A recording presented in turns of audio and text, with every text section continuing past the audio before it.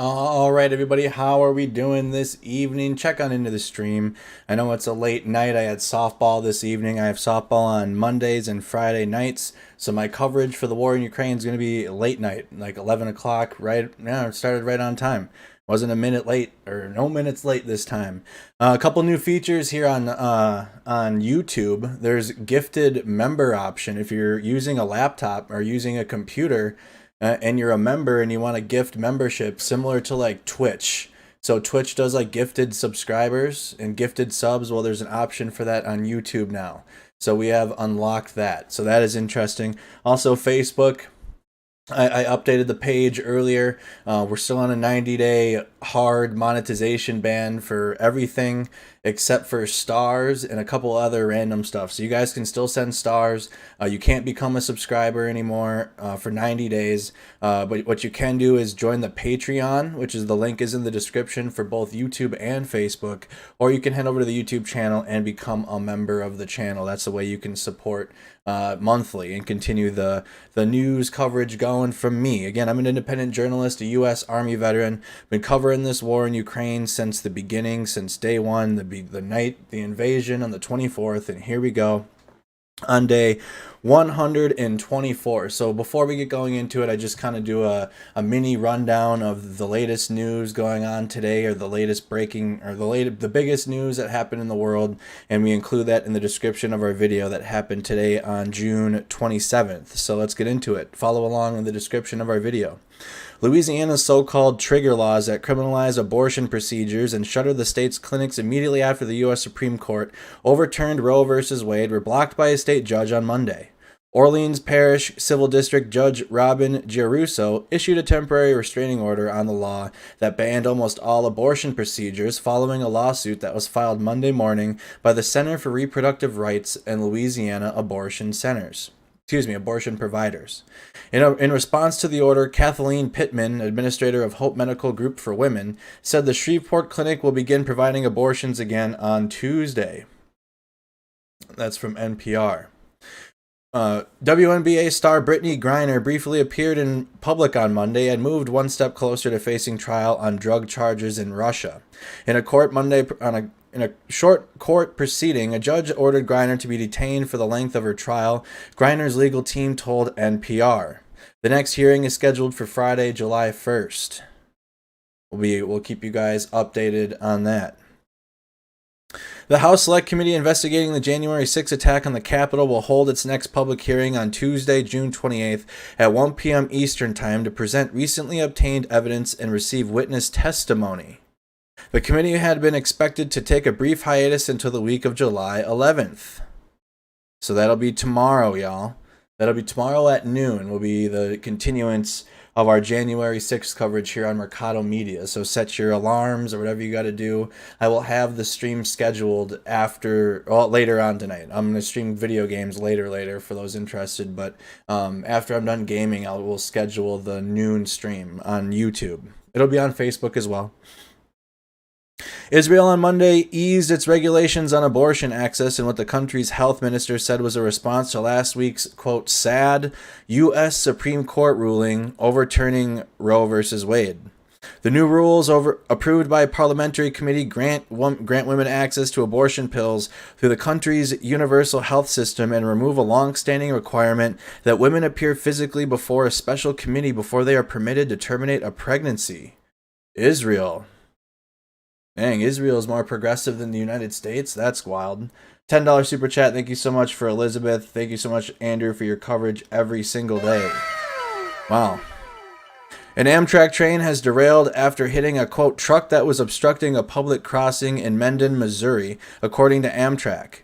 There are, quote, multiple fatalities and more than 50 people have been injured, according to officials. 8 passenger cars and 2 locomotives, which is where the engines are, derailed about 12:42 p.m. local time, Amtrak said. Missouri State Highway Patrol Corporal Justin Dunn told ABC News Columbia, Missouri affiliate KMIZ that there were fatalities but didn't have an exact number.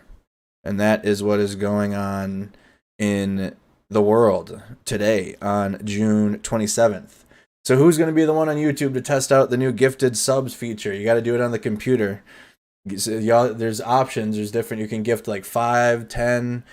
Maybe I got to do it. I got to do it on the computer. But there's the gifted membership option that we got.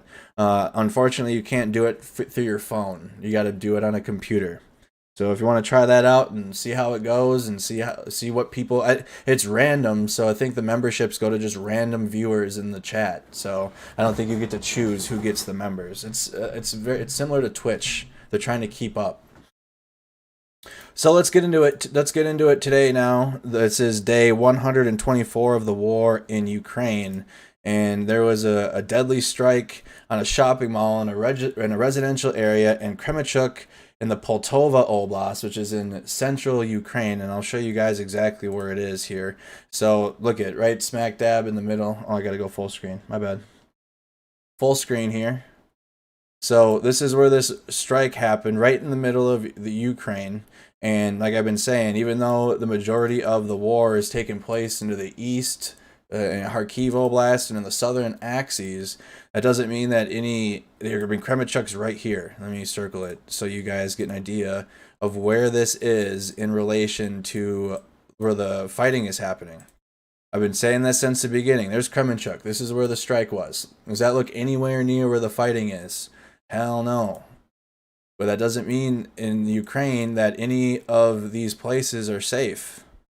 There was a strike. Russian strike in Kremenchuk and the shopping mall. All right.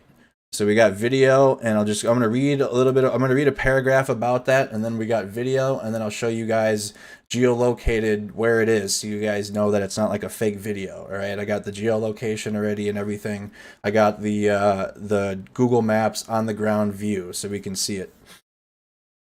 A Russian missile strike hit a shopping mall in a residential area of Kremenchuk, Poltava Oblast on June 27th, killing many civilians. Ukrainian sources stated that over 1,000 civilians were inside the mall at the time of the strike, and officials are still clarifying the number of casualties. The Kremenchuk strike follows a wider intensification of Russian missile strikes against Ukrainian infrastructure and civilian targets in recent days. Advisor to the Ukrainian Minister of Internal Affairs, Vadim Dyshenko, stated on June 26 that Russian forces have begun a campaign of massive and largely indiscriminate missile strikes against Ukrainian cities, which echoes statements made by the unnamed U.S. defense official on June 27 that Russian forces are increasingly relying on artillery and missile strikes to advance operations in Ukraine. So they're just they're hitting civilian infrastructure. They're continuing just to pound non-military targets and advance the military that way, because they're like distracting Ukraine's resources to focus on the residential areas that are getting hit, because again, Ukraine's on defense. The invasion, the Russians are invading Ukraine, so like whenever a building gets hit or whenever a residential region gets hit, it's not like Ukraine just leaves it alone. Like, this is Ukraine's land, so it takes time for them to get resources there, get the injured out, and get food and water to those that are injured, and fix whatever resources are going on. And while that's going on, the Russian military is advancing. So they're using cheap shots in a way, and this is how it's been going. All right. As Russian forces continue to burn through their supply of high-precision weaponry, such attacks that cause substantial collateral civilian damage will likely escalate. So let's get a video right here of this is from John Sweeney. Shout out John Sweeney for some of the video here. I got a couple of them. This is the strike in Kremenchuk today.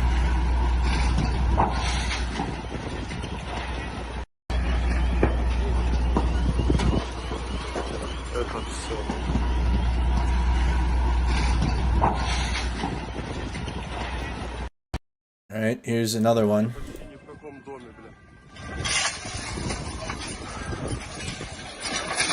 Это просто ад. Это просто ад. Там стекол нет вообще почти ни в каком доме, бля.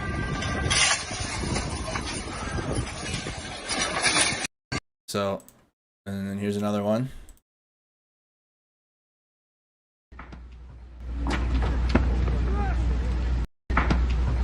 Shorter video. All right, we'll get back to John. Here's some more. Firefighters cleared debris from Kremenchuk shopping mall following a deadly attack. Привет.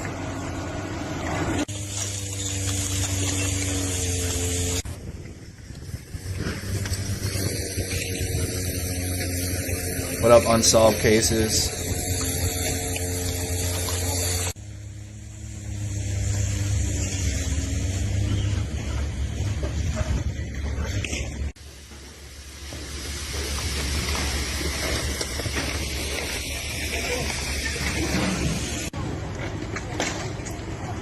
So again, these are the firefighters in Kremenchuk, Ukraine, right in the center of the country damn near. A rocket strike today by Russia on a shopping mall. What's up, Larry? Everybody check in really quick. Drop a comment. Let me know where you're tuned in from, what city, what state, where in the world you're watching from. Let me know. Live on Facebook and YouTube.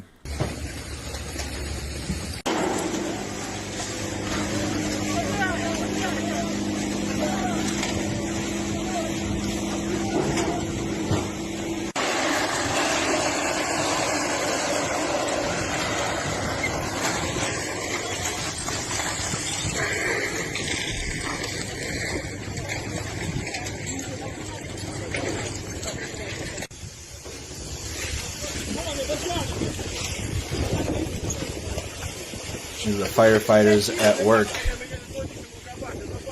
See, like, this is what I'm talking about. Now, Ukraine spends time and resources taking care of this, and they have to guard all of this too. They have to bring their military or pull their military off the front lines or away from the fighting and help protect all of these civilians as well while they clean up.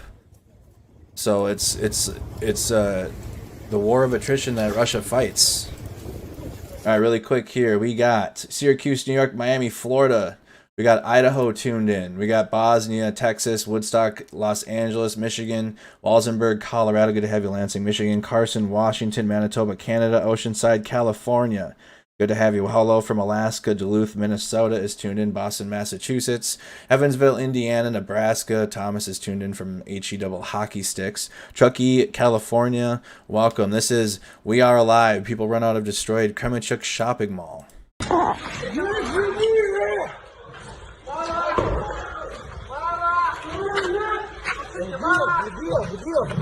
These are the civilians that were inside of that mall.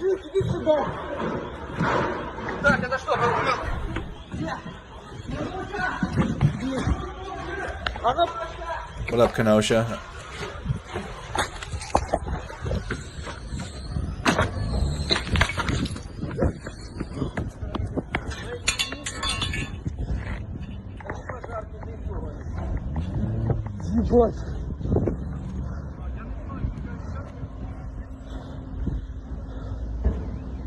So if you missed it at the beginning, I'm live on Facebook too. I'm battling Facebook with a 90-day monetization ban for sharing a post about Eric Greitens, who was hunting Republicans. I just shared his post. He said that it was the one where, I mean, I don't even want to reshare it because I don't want to get banned again or whatever. But I had shared his post, just a raw share of just a reshare, and it just, here, I'll show you what I said. Let me pull it up here on Facebook really quick. But we have the ability to earn stars again, and a couple other random monetization abilities have been returned. But that's why I'm live on Facebook too. I'm still trying to push YouTube as much as I can, getting many more people over here. But all we said when we post Eric Greitens' ad for hunting Republicans, which are rhinos, the Republican in name only. Former Missouri Governor Eric Greitens faces backlash after his post on social media showing a military-style hunt on Republicans in name only. Has the governor gone too far? That's all we did, and then we just posted what he posted. And Facebook took our post down and said that went against community guidelines, and then we fought it, appealed it. They said, okay, our bad. They said, we're sorry we got this wrong. We reviewed your post again, and it does follow our community standards. We appreciate you taking the time to request a review. Your feedback helps us do better. And then randomly on Thursday during the January 6th hearings, I was like, wait, where's the stars option? And I went to the Facebook creator and everything, and I had a 90-day monetization ban for everything. Like, they took away everything from me for 90 days. And then randomly today, we had checked, and I had stars back and a couple other random little monetization features that I don't even use anyways. But that's why I'm back live on Facebook, because I had seen that the stars option is there and a couple other random ones if you're interested. But for real, if you're on Facebook, I recommend coming to the YouTube channel. I do highly recommend it, coming over to Mercado Media and YouTube. It's been solid. I've only had one copyright strike in the 2 years that I've been, and it was just recently, but it was legit. It was a legitimate strike. And I have to just email them back and they can remove it. But all you got to do is just not get another strike in 90 days. It's not like YouTube takes away your entire revenue. YouTube doesn't do that and just like handicap you. Facebook just took it all away, but they returned a piece of it, and that is why we're back live on Facebook. I'll update you guys if there's any changes to Facebook, but right now you guys should still be good for that option. Okay, let's continue on here. Let's go back now.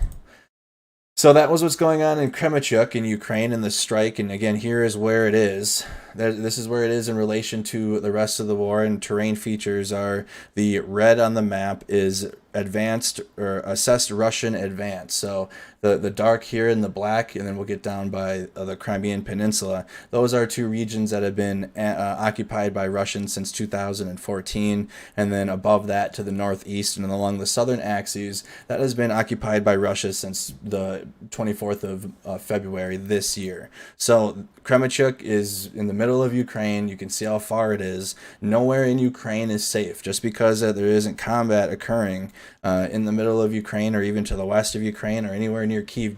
2 days ago, there was a strike in Kyiv. I wasn't live 2 days ago and covered that, but there was a strike within the capital of Kyiv. So even though that these cities haven't had strikes or haven't had fighting in them, there's Kyiv, there's the capital. They're very much under threat of Russian artillery and Russian multiple launch rocket strikes or cruise missile strikes. Let's look at where this is again. Now, so here's Kremenchuk. Here's the city. Here's the shopping mall. So all I did was here. I did one thing too fast. So here's where it's at. All right. There's a satellite view. There's the shopping mall. Okay, and we're taking it like right here on the road. Okay, I'm on the road now. There's the shopping mall that you see in the videos.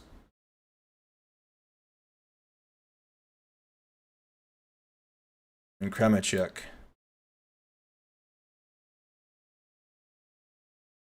I get another view of it from here. That's the mall. There we go. There's a pretty good view of it from here. Mall in Kremenchuk. Looks like a very nice area too. Well kept grass. The trees.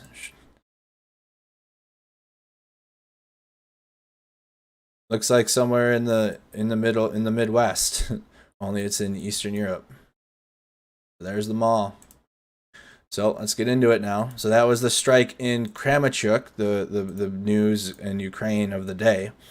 So let's continue. Russian military authorities continue to seek ways to replenish their increasingly exhausted force without announcing general mobilization. An unnamed senior U.S. defense official stated on June 27th that Russian forces are likely running low on senior military leaders and are relying more on heavily retired officers and reserves to replace officer casualties. The United Kingdom Ministry of Defense similarly reported that Russian forces will likely rely heavily on reserve echelons, namely the Combat Army Reserve (BARS) and Human Mobilization Resource, in order to galvanize volunteer support and fill out the 3rd Battalion Tactical Group within regular and depleted brigades. As the study war previously assessed, such reserves are unlikely to provide Russian forces with meaningful regeneration of force capabilities. Key takeaways of the day. Russian forces struck a shopping mall in Kremenchuk as part of a recent escalation in strikes against Ukrainian infrastructure and cities. Russian forces made incremental advances southwest of Lysychansk near the T-1302 Bakhmut-Lysychansk highway, but have not entirely severed Ukrainian lines of communication into Bakhmut. Russian forces have measured advances during offensive operations to the east of Bakhmut, and Ukrainian forces repelled Russian offenses north of Sloviansk. And we'll go into each one of these areas individually, and I'll highlight them and draw on the map. Ukrainian counteroffensives along the southern axes continue to force Russian troops to prioritize defensive operations along the line of contact. Russian occupation authorities are taking steps to strengthen economic control of occupied territories and force Ukrainian civilians to switch to the ruble. So let's get into each individual effort. The main effort is Eastern Ukraine, which is comprised of one subordinate and 3 supporting efforts. The subordinate main effort is the encirclement of Ukrainian troops in the cauldron between Izium and Donetsk and Luhansk oblasts. Supporting effort number 1 is Kharkiv City. Supporting effort number 2 is the southern axes, and then we'll also talk about activities that are in the Russian-occupied areas of Ukraine. The main effort. Southern Kharkiv, Donetsk, Luhansk oblasts. Russian objective: encircle Ukrainian forces in eastern Ukraine and capture the entirety of Donetsk and Luhansk oblasts, the claimed territory of Russia's proxies in the Donbass. Russian forces made marginal advances southwest of Lysychansk on June 27th, but have not yet entirely severed the Ukrainian ground lines of communication to the city. Okay, so they haven't quite yet fully severed the communications to the city. So you can see they're getting the encirclement of Lysychansk is nearly complete. And if you didn't know, if you haven't been updated in the last couple days or not, the Russians finished taking Severodonetsk. So Severodonetsk is a full Russian control now, and I'll reflect that as we draw. And I'll draw from here. So I'm going to keep the colors the same. Let's do a quick map. Let's go over the whole map quick for map features. Again, the black, the red inside of the black territory, so that would be here, the east, that's Donetsk and Luhansk, and then to the south, which is the Crimean Peninsula. Those are areas that have been occupied since 2014. The red lines, this is all area and territory that Russia's occupied since 24 February 2022, okay, since the invasion began. The blue on the map is claimed Ukrainian counteroffensive. So this is area that Russia once held in their land grab, and now Ukraine has pushed them back and has retaken that territory, and that is blue. And then any new territory that is still claimed but isn't confirmed. So it's like you guys that have been tuned into my streams, you might have noticed it was yellow over here for a few days, right? And around Severodonetsk, there's a lot of yellow. And now that it's confirmed by both sides, the Western intelligence, everyone's confirmed it. It turns red. All right. So now Severodonetsk is completely red.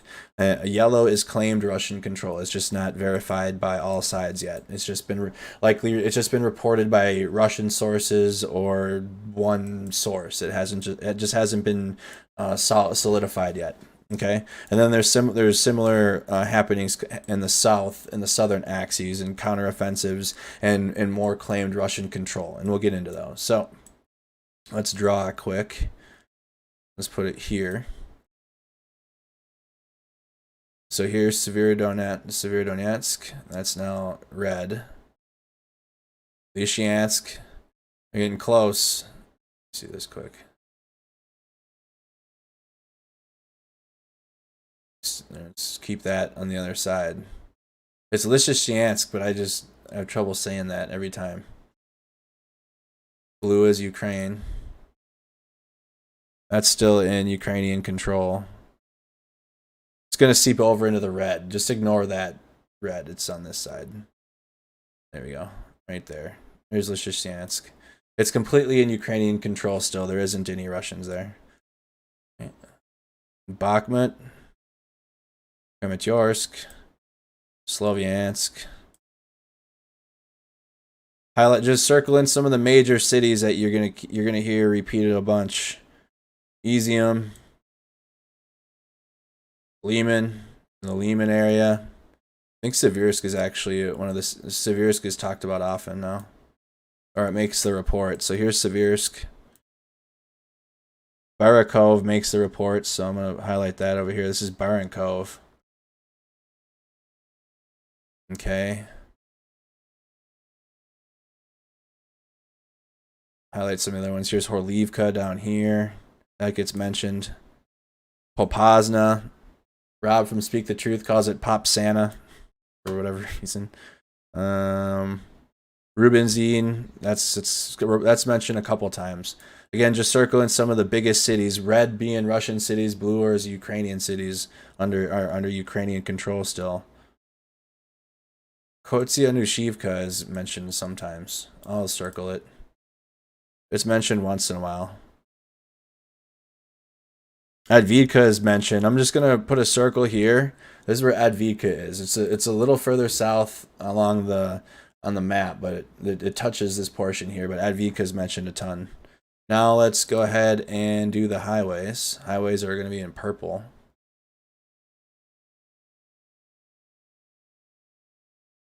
E40 highway. Goes through Sloviansk. This E40 highway, aka MO3. E40, aka MO3. Ooh. Here's the T1302 highway going through Russian territory now. They haven't completely cut off the ground lines of communication here, right into Lysychansk.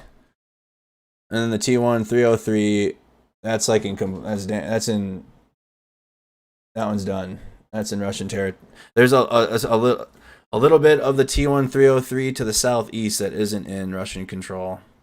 There's the 303, here's the 302, and I'll mark that on the map too. Along with the Russian advance as well. So let's do that. E40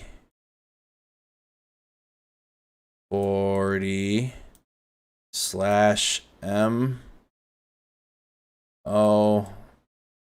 Alright. E40 MO3 from Izium through Sloviansk to Bakhmut. All that. Here's a T1302, which you're gonna hear about, which you've been hearing about constantly. That T1302 highway. Been a huge supply line highway for Ukraine.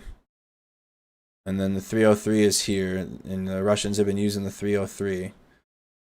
That T130. That one's bad. Well, just mark that there. And then let's do like a light bluish for the river. There we go. Bright robin's egg blue. The Seversky Donetsk. Ooh, that's too skinny. River that runs through it. Separates Severodonetsk and Lysychansk. Something like that. It's close enough. It literally separates the two cities, and the Russians have control all the way up to the river on the eastern bank of the Seversky Donetsk. All right. I don't think of anything else here. Let's do some of the advances through arrows.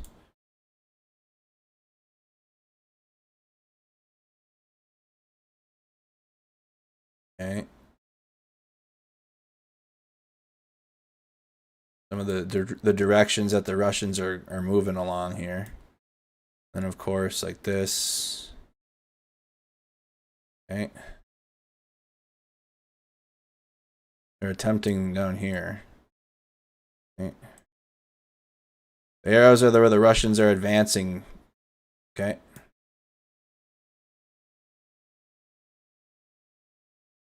Little arrows in here. Okay.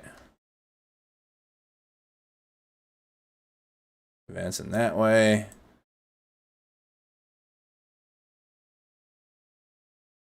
Okay. All right. Red is Russian advance. And then we'll do blue for some of the Ukrainian counteroffensive movements in here too.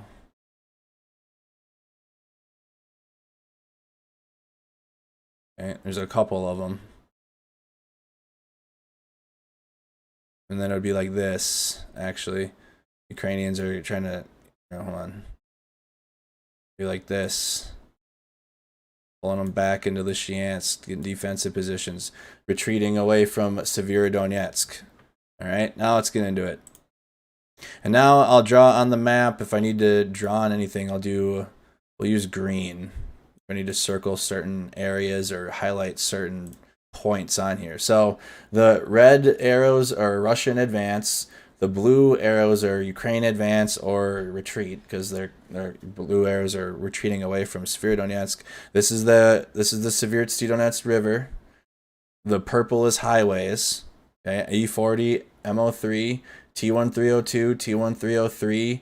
The red circled are main Russian cities that are frequently referenced. So Izium, Liman, Rubinzin, Severodonetsk, Popasna, Holivka, and then the blue cities are frequent cities that are referenced from Ukraine that are still in Ukrainian control.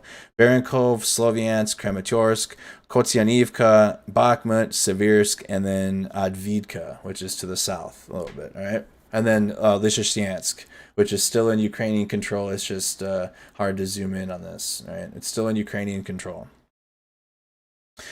Russian forces made marginal advances southwest of Lysychansk on June 27th, but have not yet entirely severed Ukrainian ground lines of communication to the city. The Ukrainian, so we're talking about this area, right? This is where we're talking about. Green is the focus area when I'm reading here.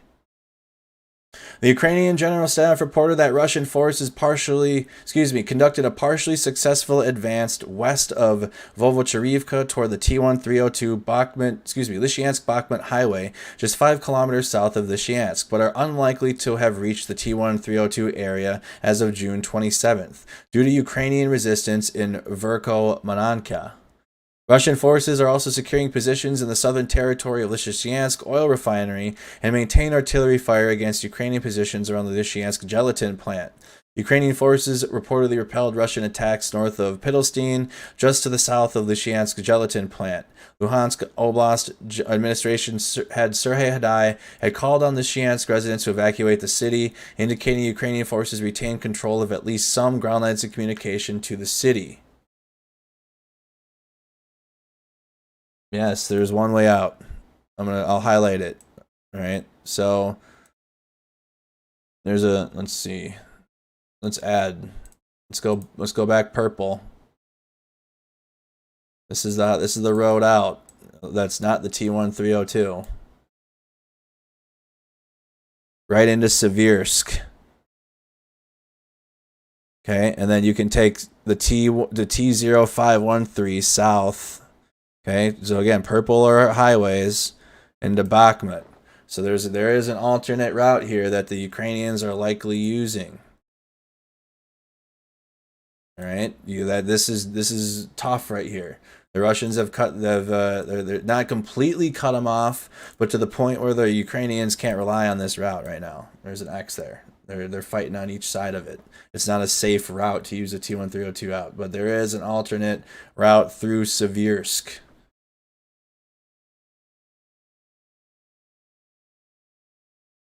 Russian telegram channels continue to claim that Russian forces have established fire control, likely meaning successfully interdicting Ukrainian movement along Ukrainian ground lines of communication to Lysychansk on the Seversk-Bilohorivka road. However, Ukrainian forces continued to resist advances towards the T1302. So actually, let's do this really quick. The blue lines are going to be Ukrainian defense. So they defended them. They defended the Russians here. And then we got the T1302 coming up. Ukrainian forces continued to resist Russian advances towards the T1302 to the east of Bakhmut on June 27th. Let's do this quick. Get rid of my... Oops. I need my green back. Draw this again. Okay, that's the other way out. Got my blue. Oh, that's not blue.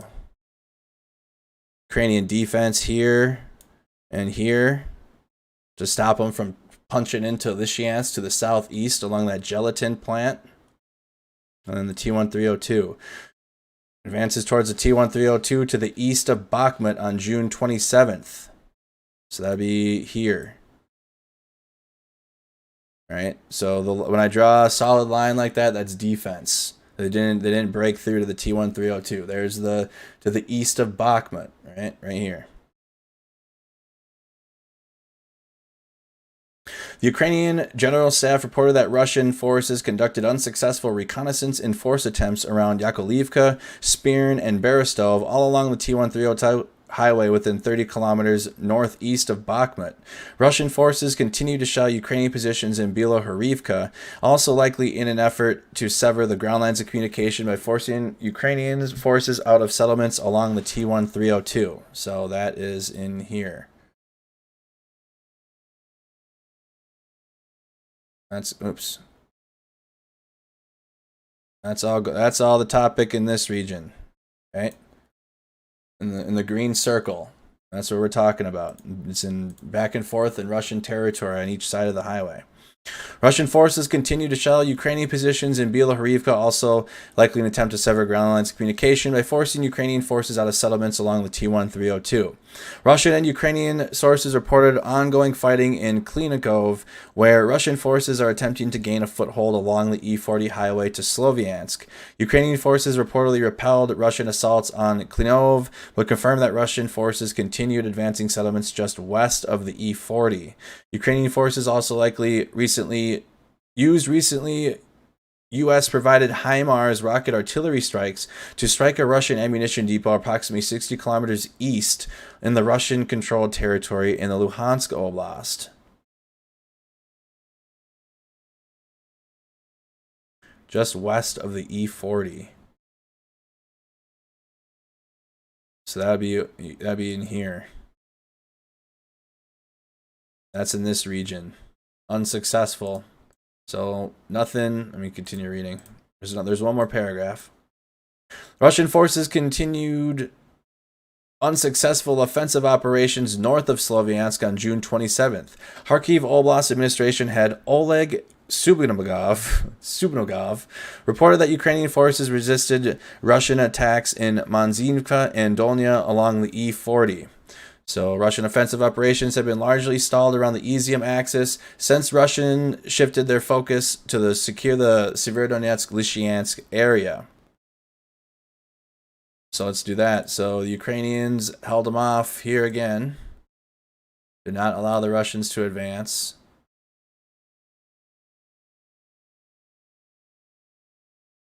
Line. They didn't, no, a little closer. Oops.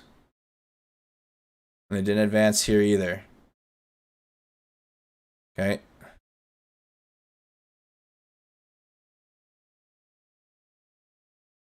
And that is Russian forces did not attempt to launch ground assaults on settlements in the Sloviansk or Seversk areas from Lyman. So let's actually do. So it'd be in this region in the Izium area. I'm just gonna do it in W or L if they got a win or if they got a win or a loss for the day. Okay, W, Russia in the Severodonetsk area, win. L here, no area gained, same. It changes every day. Okay, it's not like it's their L forever here. If it's a win or a loss forever, that could be a W tomorrow. Just no gains in this region in Popasna. L. Horlivka, all right? Lyman, L. No area gained.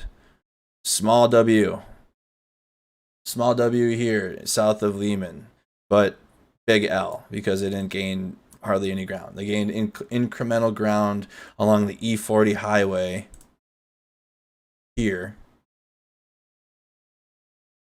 Okay, in the green. Small W for Russia. Small W. And then that's about it. Okay, so W in Severodonetsk for Russia, L's Popasna, no territory gained. The Ukrainians held them off, nothing here to the south. Ukrainians held them to the northeast of Sloviansk and largely to the northwest of Sloviansk with incremental gain along the E40 highway. All right, little small gain by Russia here. Okay. Ukrainians are continuing to push through, but nothing new. Nothing new on these counterattacks that are going on, so I can't deem them a W or an L because there's nothing. So win in Severodonetsk for Russia, L Popasna for the day, L in Horlivka, L in Lyman. Ukrainians are holding them. L here to the southeast of Izium, and to the southwest, little w. Okay, small w here for the territorial gain for Russia. Okay, lots going on in this region though, and it does change every single day. So stay updated. This is just the Donbass. Now we're going to talk about northeast in the Kharkiv region. Let's see if anything news changed there. Try to keep it as simple as possible, and when you can do it in like a W or an L for the day, and if you find that's like the simplest way to understand. Again, it could change every day. It could be it could be an L for Russia tomorrow in Severodonetsk if they don't gain any territory, or if Ukraine pushes them back, it'd be a double L for Russia, W for Ukraine. Russian forces conducted localized but unsuccessful assaults on settlements northwest and southeast of Kharkiv city. Kharkiv Oblast Administration head Oleg Subramugov reported that Russian forces conducted unsuccessful attacks against Pomniatuk and Dmitrivka, both situated along the E-105 Kharkiv-Belgrade city highway. The Ukrainian General Staff also reported that Ukrainian forces repulsed Russian attacks in Dovyalivka and Zliman, approximately 90 kilometers southeast of Kharkiv city in the direction of Izium. Forgot to look these ones up. Darn it. So this is the E-105 highway.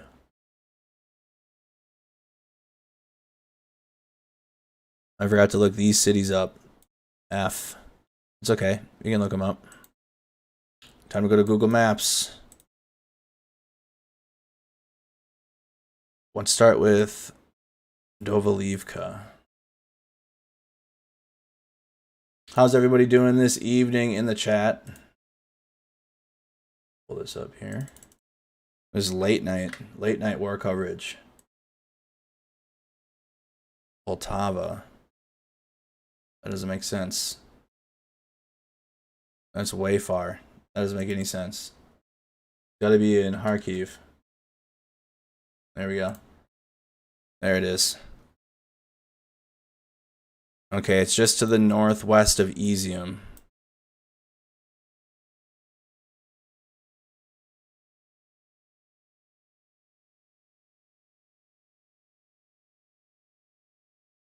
Okay, missing it. There's Vassel, Morozhinivka. Okay. Here it is. Got it. Dolivivka, and this is Dolivivka. All right, there it is. So I'll remember that. Pull up my handy dandy web brush. So let's go like this. They repulsed Russian attacks here. Oh. Let's just circle this area in Ukraine. No, let's do this. Russian arrows went like this. So this is where they attempted an advance, where the arrows are, and then defense. The Ukrainians did not let them go. This is where they're talking about here. Blue line.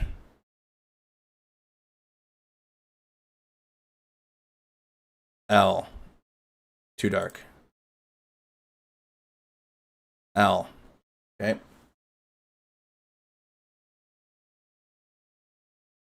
All right, highlight where I'm talking about. Perfect. So this is the region that I'm referencing when I'm talking about that the Ukrainian General Staff reported that Ukrainian forces repulsed Russian attacks in Dolivivka and Zalman, approximately 90 kilometers southeast of Kharkiv city, in Pomniatuk and Denitov. And that would be... Oh, there's the E-105 highway. Go back to purple. This is the E-105 that goes from Kharkiv into Belgrade. Let's do this. Oops. Here's Kharkiv.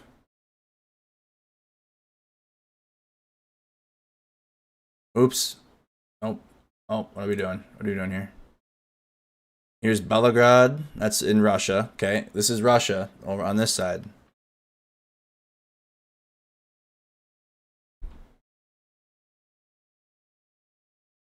Those arrows good enough? Here, let's do this.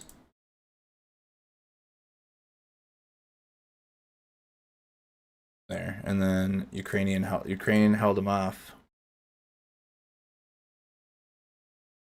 along the E105.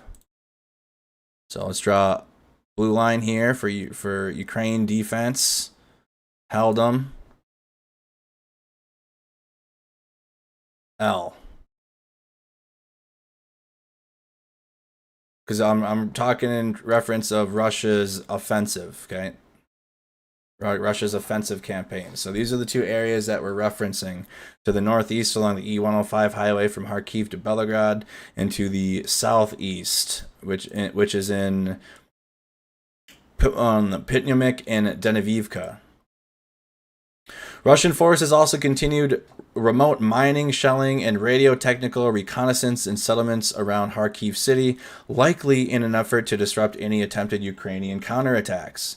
Former Russian Federal Security Service officer and mill blogger Igor Girkin claimed that Russian forces presently lack the strength or motivation to launch an offensive operation in northern and central Kharkiv Oblast, but are likely to continue defending occupied positions as a springboard for potential future attacks against Kharkiv city. They don't have the strength to push into Kharkiv, but they're held. The Russian forces are held up enough to hold a strong defense and sit there long enough for Russia to replenish their forces, unless the Ukrainians can push through with their counteroffensives even further. There hasn't been any reports of that as of late. It's been very atrocious in this region still. Russian forces continue to focus on defensive operations along the southern axis. So let's get into the southern axis now. That is the latest in Kharkiv. That's it. Two areas of happenings today.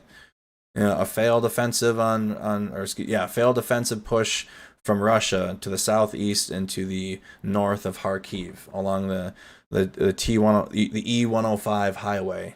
All right, that's it in Kharkiv. Let's go to the southern axis. That includes Mykolaiv, Kherson, Zaporizhia Oblast, Dnipropetrovsk Oblast. Russian forces continue to focus on defensive operations along the southern axis on June 27th. Ongoing Ukrainian counteroffensives along the Kherson-Mykolaiv border are likely successfully pressuring Russian defenses. An unnamed U.S. defense official stated that Ukrainian troops liberated several unidentified settlements in the Kherson Oblast over the weekend, and the head of Ukraine's Southern Defense Joint Coordinating Press Center stated that Russian forces are continuing to prepare and strengthen second and third defensive lines in Kherson Oblast due to persistent Ukrainian counteroffensives in the area. Russian forces once again unsuccessfully attempted to regain lost positions in Potomkiny in northern Kherson Oblast. The Ukrainian General Staff additionally reported that Russian forces may carry out assault operations in unspecified areas to reach the Kherson Oblast border. This statement indicates that Russian troops may hope to eventually counteract Ukrainian advances on the southern axis and regain more advantageous positions, although their prospects for successfully doing so are ultimately unclear considering their generally degraded force capabilities. Russian forces continued airstrikes against Ukrainian positions in the Kherson Oblast, artillery strikes against various positions in Dnipropetrovsk and Mykolaiv Oblasts, and a missile attack against residential infrastructure in the Odessa Oblast. Ukrainian forces continued strikes on the Russian grouping in Snake Island, likely in order to complicate Russian attempts to consolidate their presence in and around the northwestern Black Sea. So let's talk about all of that. That's all that happened here. That's the latest from the day.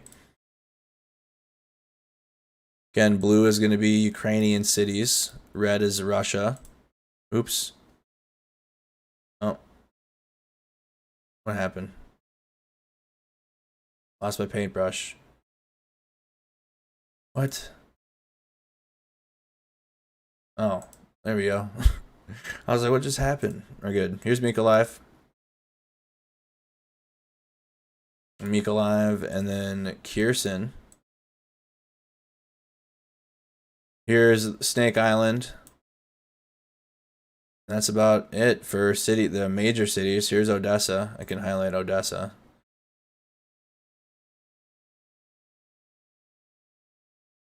That's in Ukrainian control. Counteroffensives from Ukraine.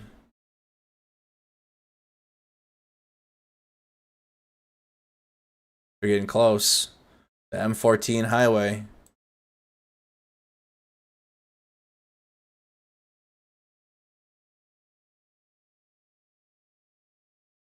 Let's see, M14. And then continued successes from Ukraine to the northeast of Kherson.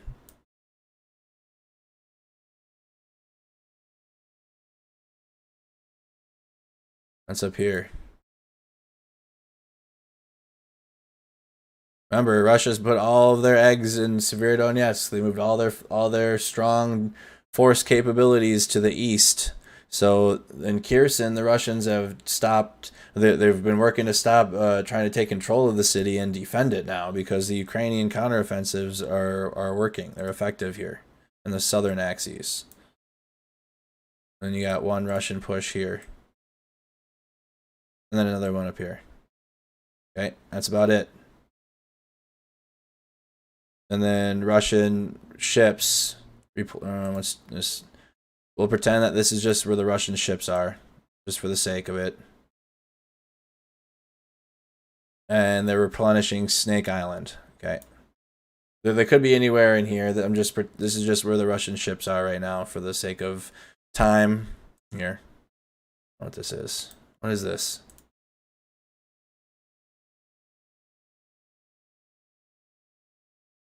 There we go.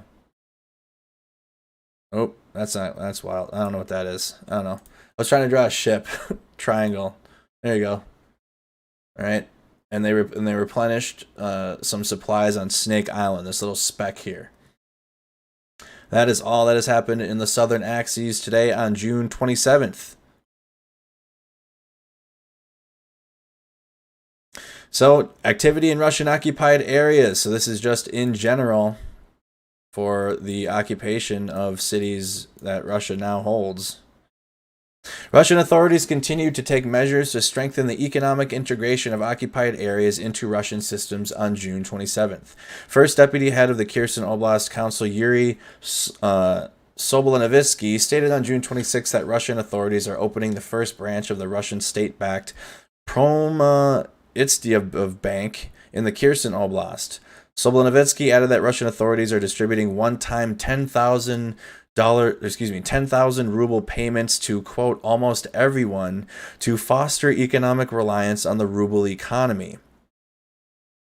Ukraine's Southern Operational Command additionally reported that Russian authorities in Kherson City are seizing banking institutions and issuing Russian salary cards to those working in enterprises that have been co-opted by Russian occupation authorities.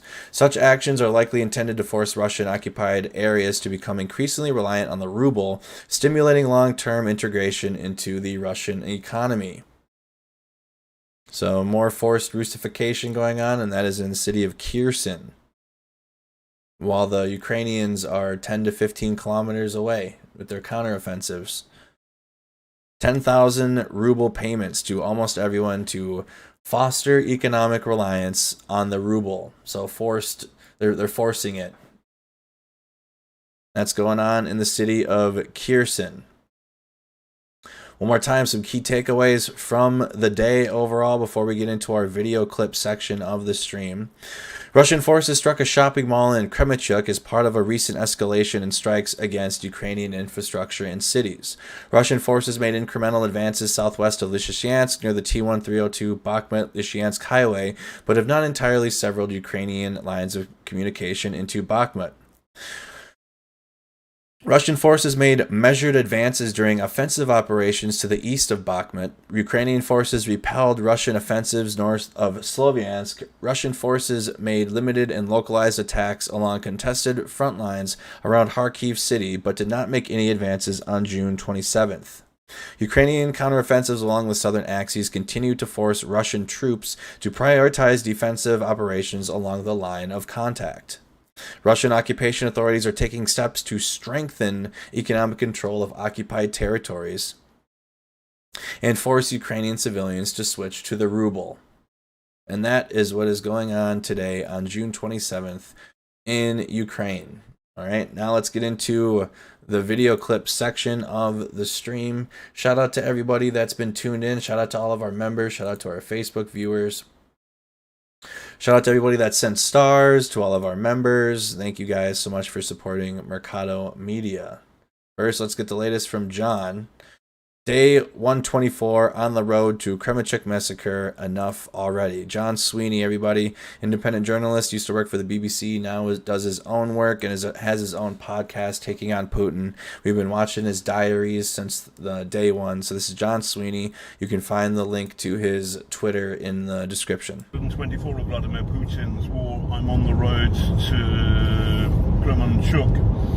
2 Russian missiles, we believe, have been fired into a supermarket, shopping mall, packed with hundreds of men, women and children, and this is most likely going to be the worst single massacre of the war by the Russian army. It's most likely that there are 2 possible targets. I do not believe the Russian army would actually want to smash and kill hundreds of shoppers. I think it's a mistake because they're using elderly missiles and which aren't accurate enough. There's no doubt about it that this is a war crime, but I think the logic is that the missiles were pointed either at the oil refinery in the city, which has been a repeat target of the Russian army, or alternatively there's a bridge across the Dnipro. There aren't that many bridges, so it's a military target, and that's only about 2 or 3 kilometers away from the Amstel shopping mall. Whatever. It's a war crime. And Max and I are heading to Kremenchuk right there. There's a curfew at 10 o'clock. We'll get there at 11 at night, but we'll push through because this is our job. I fucking hate this war.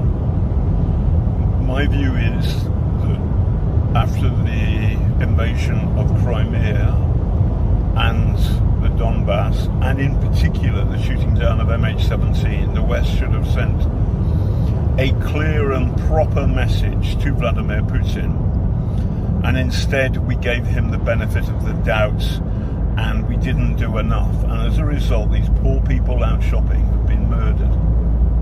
Enough already. Vladimir Putin, do fuck off. Love from a motorway on the road to Kremenchuk. Love from a motorway. So enough already from, you said, John Sweeney. Kyiv Diary. Sunset over the Dnipro.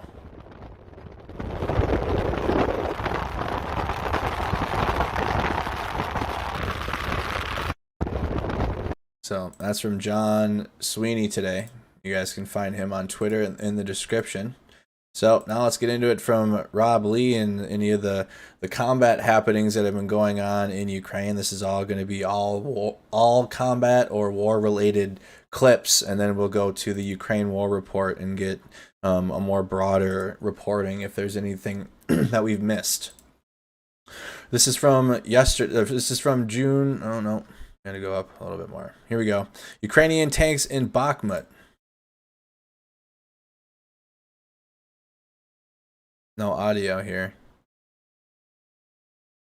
Line of Ukrainian tanks in the city of Bakhmut. Let's go up a little bit more here. I went too far back. This was the attack in Kyiv on June 26, if you've missed it. A video of a residential building in Kyiv damaged by Russian cruise missile strikes on the 26th, which was Sunday. It would have been Sunday morning. I was not live on Sunday. I missed this news yesterday. So it's just 1 day old. 1 day old. I Like I said, just because the combat isn't happening in central Ukraine or to the west or to the north anymore, doesn't mean that these cities are not subject to airstrikes, cruise missile strikes.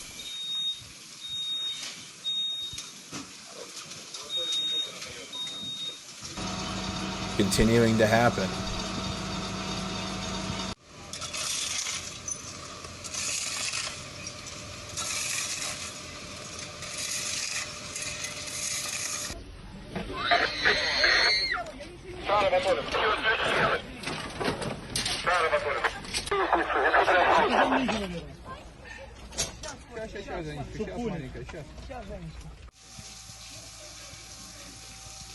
So these were the strikes that were in Kyiv, capital of Ukraine. Do we have any mods on right now? I need to add some.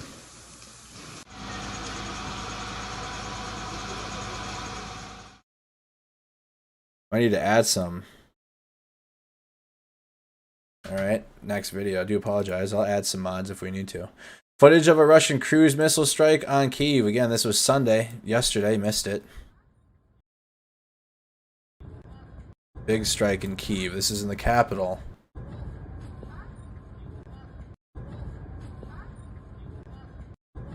Okay. More footage of a Russian cruise missile strike in Kyiv. This was, again, Sunday. There's Ivy.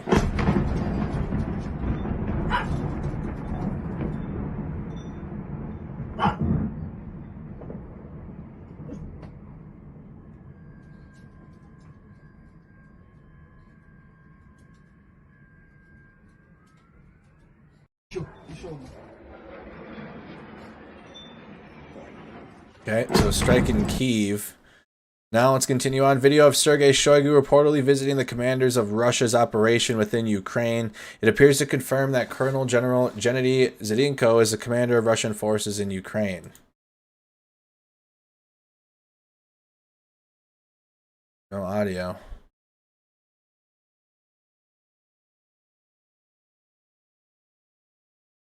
All it shows him is I couldn't really tell the environment. If you guys watched the Russia Day parade, you would have seen him on that car. He sat in the vehicle. He was featured heavily in the Russia Day parade. And he was a top commander in Syria, one of Russia's top military commanders.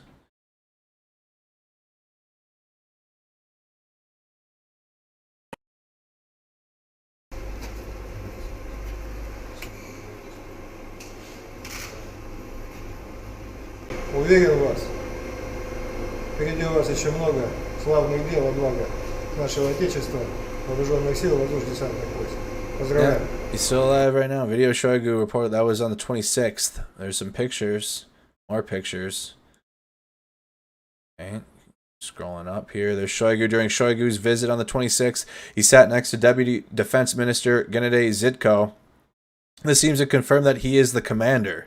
Zdenko replaced Andrei Karpolyov, now a Duma MP, ahead of the Ministry of Defense's main military political directorate in the fall. So, Shoigu replaced Zdenko now as Russian commander in Ukraine via the 26th.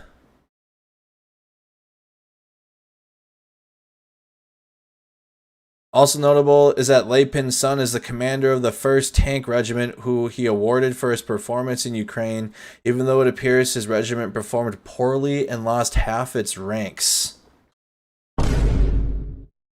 Servigan has an interesting background. He was jailed twice, once for allegedly illegally selling guns and for leading a military column during an August 1991 coup that killed 3 protesters in Moscow. This record was an issue when he was put in charge of the military police. Wow, great. He also apparently drove a colonel serving under him to commit suicide after a heated reprimand. Serbican commanded Russian forces in Syria twice, and Assad reportedly requested to extend his time in Syria because of his success. And that was that award video that we had watched. We watched that video a few days ago.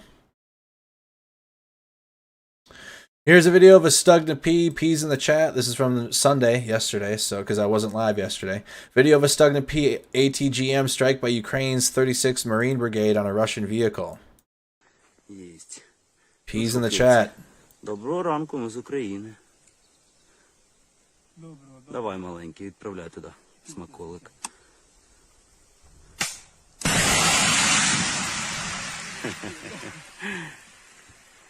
Да. Чуть ниже, ниже. Стоп. Отлично. Сейчас въебе. Ну нахуй!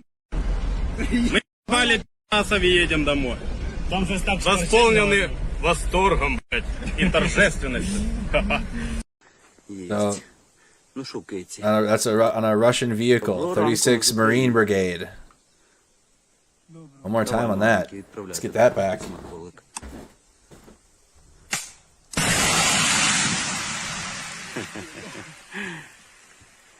Да. Чуть ниже. Стоп. Отлично. Сейчас въебе. Ну нахуй! Dead on. Here you got video of ammunition depot in Zamariha in the Luhansk Oblast on fire. This was 21 hours ago now. Oof. This is in the Luhansk Oblast. Wow. Look at that smoke. The smoke plume coming off of that. Secondary explosions.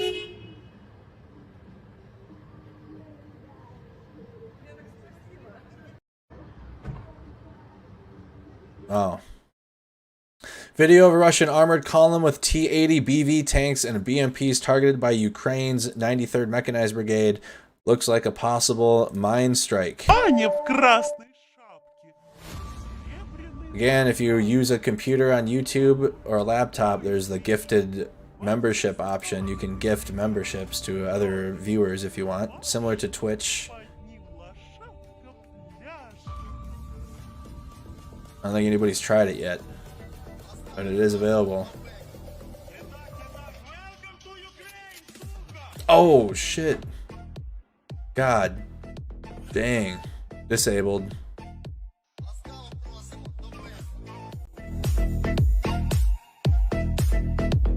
One more time.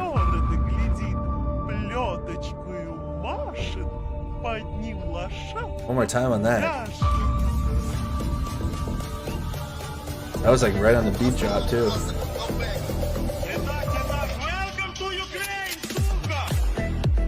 God dang. Welcome to Ukraine. You can see the V on the tank. There's a Russian tank.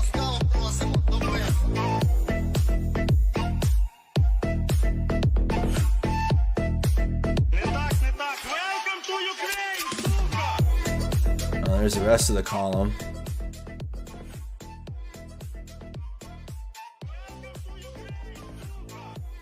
What up, Darren?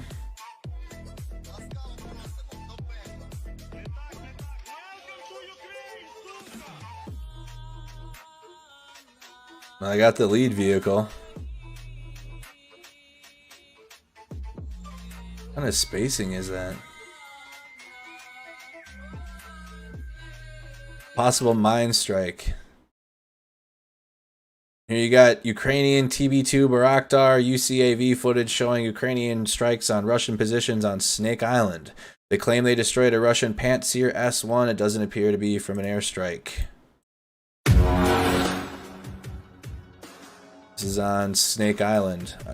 I swear Ukraine's destroyed every single piece of infrastructure on that island now that Russia seized, but apparently not. I don't know how there is, like, how is there anything left standing on that island? Ukraine's just totally destroyed everything.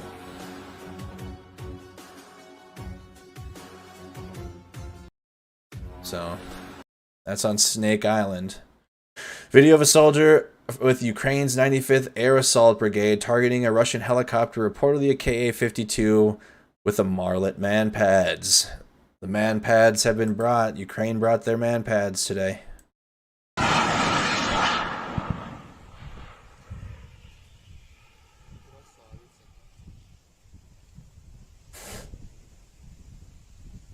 By the way, the strain of the night is Banana Foster. It tastes exactly like a banana runt. Like, not the little circle kinds that they have now, like the old-fashioned, when the fruit runts were actually shaped like fruit. Tastes just like that. Yes! Попал! Look at the wheat fields. See how far the wheat fields go? Foreground, see Ukraine, huge export of wheat and grain. Попав, але вона йде на зниження.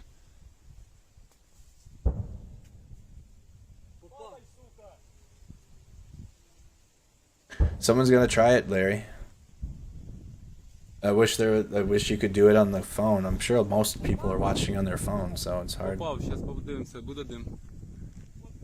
I don't know why YouTube doesn't have gifted option on your phone.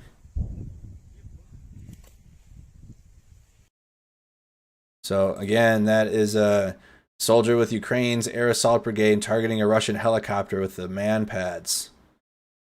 And that's about it from Rob Lee for the day. That's it. Nothing new 9 hours ago. Let's check the Ukraine War Report. See what we got here.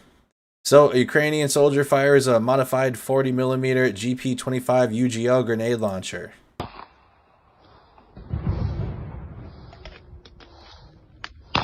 Yeah, it is. Okay.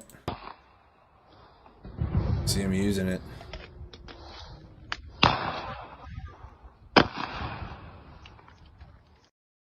All right. Here you got ABC News reporter James Longman about a missile attack to shopping mall in Kremenchuk. So this is a report from the shopping mall from James Longman. We've arrived at the mall in Kremenchuk and take a look. I mean, this devastation has been caused. I mean, just the facade of the mall is standing. You can see behind me, that's how deep it goes. It's completely demolished. There's a huge emergency services operation going on here. You can see fire trucks all around because there's an enormous rescue operation going on, hopefully rescue operation, but the fear is that there'll be more bodies under the rubble. And the bottom line is Ukraine says there was absolutely no legitimate military target anywhere near here, so Russia must have known. They must have known that there was a mall full of families out shopping, and they hit it anyway. So Russia hits a shopping mall in Kremenchuk. Is this live out there? No. Talk show. A shopping center in the Ukrainian city of Kremenchuk has been struck by a Russian missile. At least 14 people are known to have been killed and dozens more injured. It's feared the number who died could be higher. So here's BBC reporting. Are thought to have been inside this shopping center in... Spark one up. 420 friendly stream here on Mercado Media. So let's get the update from Kremenchuk. Central Ukraine when it was hit today by a Russian missile. So far, at least 13 people have been killed and more than 50 injured, but it is feared that the death toll could climb significantly. The attack happened in Kremenchuk in central Ukraine, a long way from the front line. The governor of the city said it was unlikely many survivors would be found in the rubble because the fire was so big. Our correspondent Nick Beek has thousands inside. That's what the Ukrainians are just reporting. Arrived in Kremenchuk and joins us now. Nick. Sophie, this is the smouldering wreckage of Russia's latest attack. A shopping centre, although it's barely recognisable tonight. As those G7 leaders were meeting, President Putin was sending his own message and his missiles were hitting Ukrainian civilians. I've got to warn you, there are some flashing images and also some details in my report that you might find distressing. This inferno is not a Ukrainian military target. It's a Ukrainian shopping centre. No weapons here, just families. These were the bewildering minutes after Russia's latest devastating missile attack. Today, on the central city of Kremenchuk. Inside the building, panic. Is anyone alive? A man calls out. There's a faint answer. Where are you? Come here. The man says again. Monday afternoon shoppers became paramedics, helping to load the injured into ambulances. Those nearby at the time of impact, struggling to make sense of what had happened. I was not far away from the place where it happened, some 500 meters away. And people were running around, And after about 30 minutes, I decided to go and check out the place. The center was just destroyed. I'm out of words. I did not expect that something like this could happen in my town. As they began to clear the wreckage, the number of dead was rising, each piece of debris revealing a clearer picture of the damage done. Well, for hours now they've been bringing out these pieces of mangled metal from the shopping centre, leaving them here, and the work goes on even though it's now pitch black, and that is because there is an urgency. Many people were in this shopping centre at the time of the attack, and the fear is that many more people have died. Speaking at the shopping centre, Ukraine's Interior Minister told us this was an act of terrorism perpetrated by Putin and the Russian Federation. President Zelenskyy claimed up to 1,000 people could have been inside at the time and had these words. Only completely messed up terrorists for whom there's no place on earth could strike such a place. It's not an accidental hit by missiles, it's a deliberate Russian strike. This carnage is more than 80 miles away from Russian-occupied land, so it was most likely the work of a guided missile. Why here? We don't know. But Moscow is showing this city and the watching world its assault on Ukraine and its people. I said it time and time again. Just because the fighting is happening in the east of the country, just because the fighting is taking place here to this portion of the country, into the southern axes, doesn't mean that cities that are further away from the fighting are not subject to missile strikes. Just give you an idea of where, some of the biggest missile strikes after the Russians have left the north and the west have been. They continue to happen here in Kyiv. Here's Kremenchuk. That's where the strike happened. Let's pull it up really quick here. There's Kremenchuk where the strike today happened. We have strikes in Lviv there hasn't been a big one in a while, but that's how far that the Russian strikes are getting. And then they're coming from the Russian rocket trucks along the Crimean Peninsula here. They got cruise missile trucks all along this thing. Or even from Belarus. They got positions to the north as well. And there are cruise missile strikes there to reach some more of the western cities. But just to give you an idea, the fighting is all in here. All of the ground fighting at this point in the war, in the ground battles, if you will, on the ground fighting is all going on down here. All right? That's where all the ground fighting is going on. In this area, no ground fighting taking place anywhere else right now at this time in the country, but there is still strikes taking place from their rocket trucks and their cruise missiles trucks from the Crimean Peninsula and in Belarus, and then likely from just back in their positions that they have along the east. But in the green, that is where all the fighting is going on, the ground fighting. There isn't any ground fighting taking place anywhere else in the country at this time. Is not going to stop. Nick, is there any hope of finding any survivors, anyone else alive? Sophie, I've got to tell you that hope is fading very fast here tonight. You can see some of the exhausted firefighters just trying to catch their breath. The air here is still thick with the smoke that's billowing out of the destroyed shopping centre. You can see members of the military as well. It's past midnight here. The operation continues. They're not giving up, but I think when we look at the devastation behind us and we look at the video of the aftermath of the missile strike, the inferno that took hold, people here are thinking there's really very little chance that people would have survived this. That is, of course, people who weren't brought to safety in the minutes afterwards. But this was not the only attack on Ukrainian civilians today. In the east, in the Donbass region, in Lysychansk, at least 8 people were killed. We're told that 2 of them were teenagers, more than 20 people injured. And the information we're getting from that particular place is that those who were killed and injured, Sophie, were targeted or certainly hit as they were queuing for water. with the latest there. Thank you. All right, as the latest from the BBC in Kremenchuk at the mall that was struck. There's no air support in Ukraine for a low-flying heli. There's no air support in Ukraine. A low-flying heli from the UAF. Оце наші вертушки працюють. Оце є сила. Слава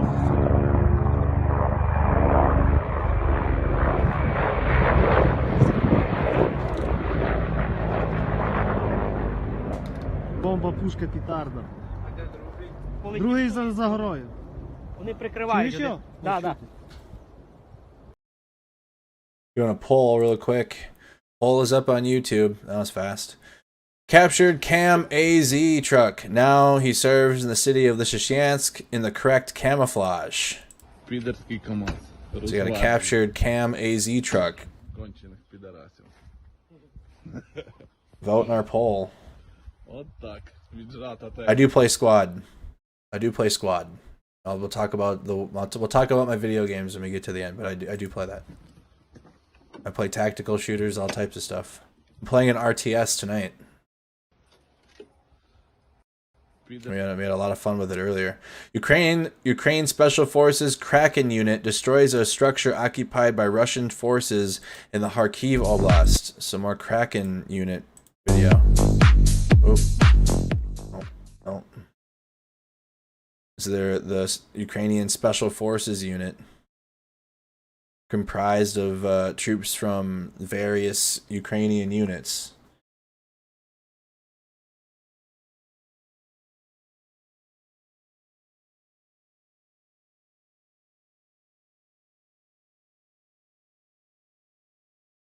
Vote in our poll if you guys have not done so. Vote in that poll right now. You saw the grenade launcher. Alright, here's video. The current death toll at Kremenchuk, 15 people dead. So here's the, it looks like a UAV footage. Or no, excuse me, drone footage over Kremenchuk, the mall. I think that song's copyrighted.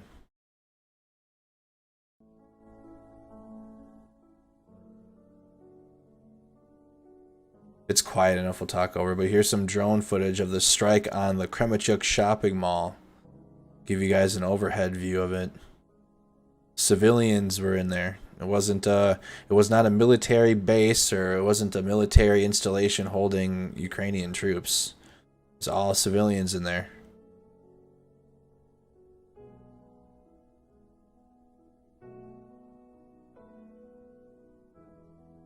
You can see the firefighters in there working.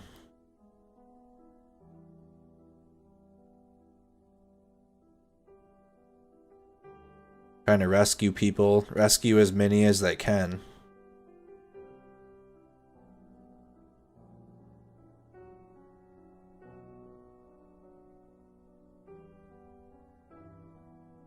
Again, this is the Kremenchuk shopping mall in Kremenchuk, Ukraine. Let's one more time on that.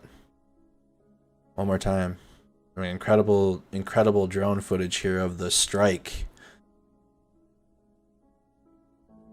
Seeing the first responders. I see a tractor in the front. All hands on deck. Civilians, first responders. I can see there's some farming equipment there in the front helping move some of the rubble.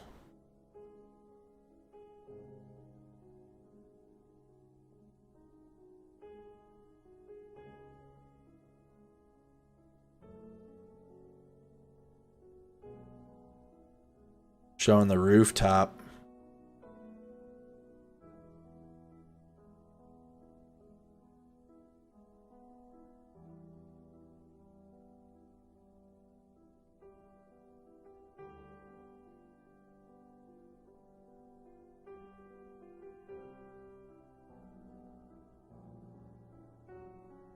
Yeah, Russia wouldn't be there wouldn't be anything to fear if they didn't have their rockets.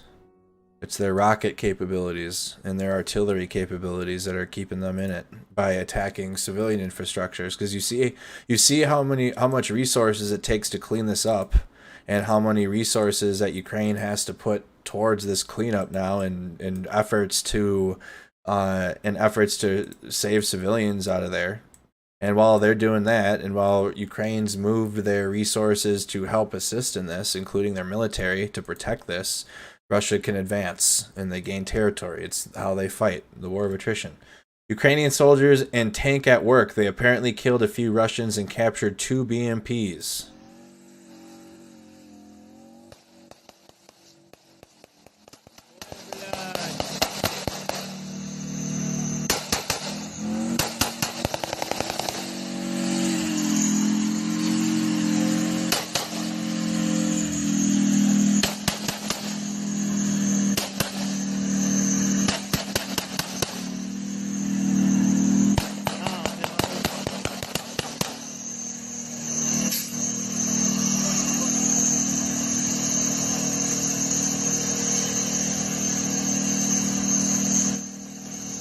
Might be a little loud, my bad.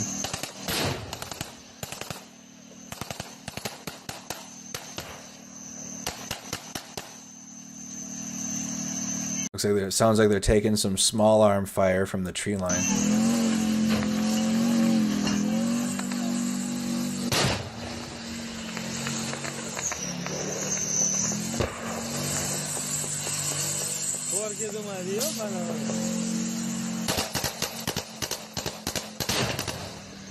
Again, these are captured. So these are Ukrainian soldiers with captured Russian vehicles, and they're taking fire from Russians. So I know you see a Z here, but this is a captured Russian vehicle. These are Ukrainian troops. We're trying to get it out of there. Yep, exactly. God, the Son, Jesus Christ saves. Yeah, they're trying to tow it out of there. They captured it.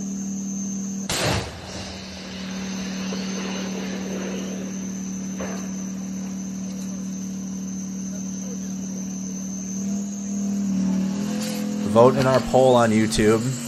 We got 663 tuned in and only 162 votes. Vote in our poll.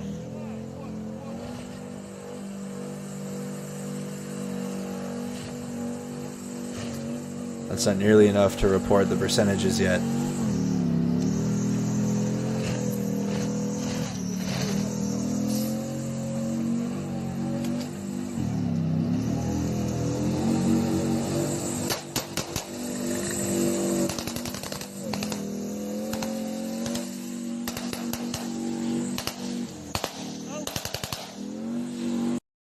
So why can't we have more of that without any music garbage over it so we can just watch? You saw the Ukrainian colors on the tank as it drove by.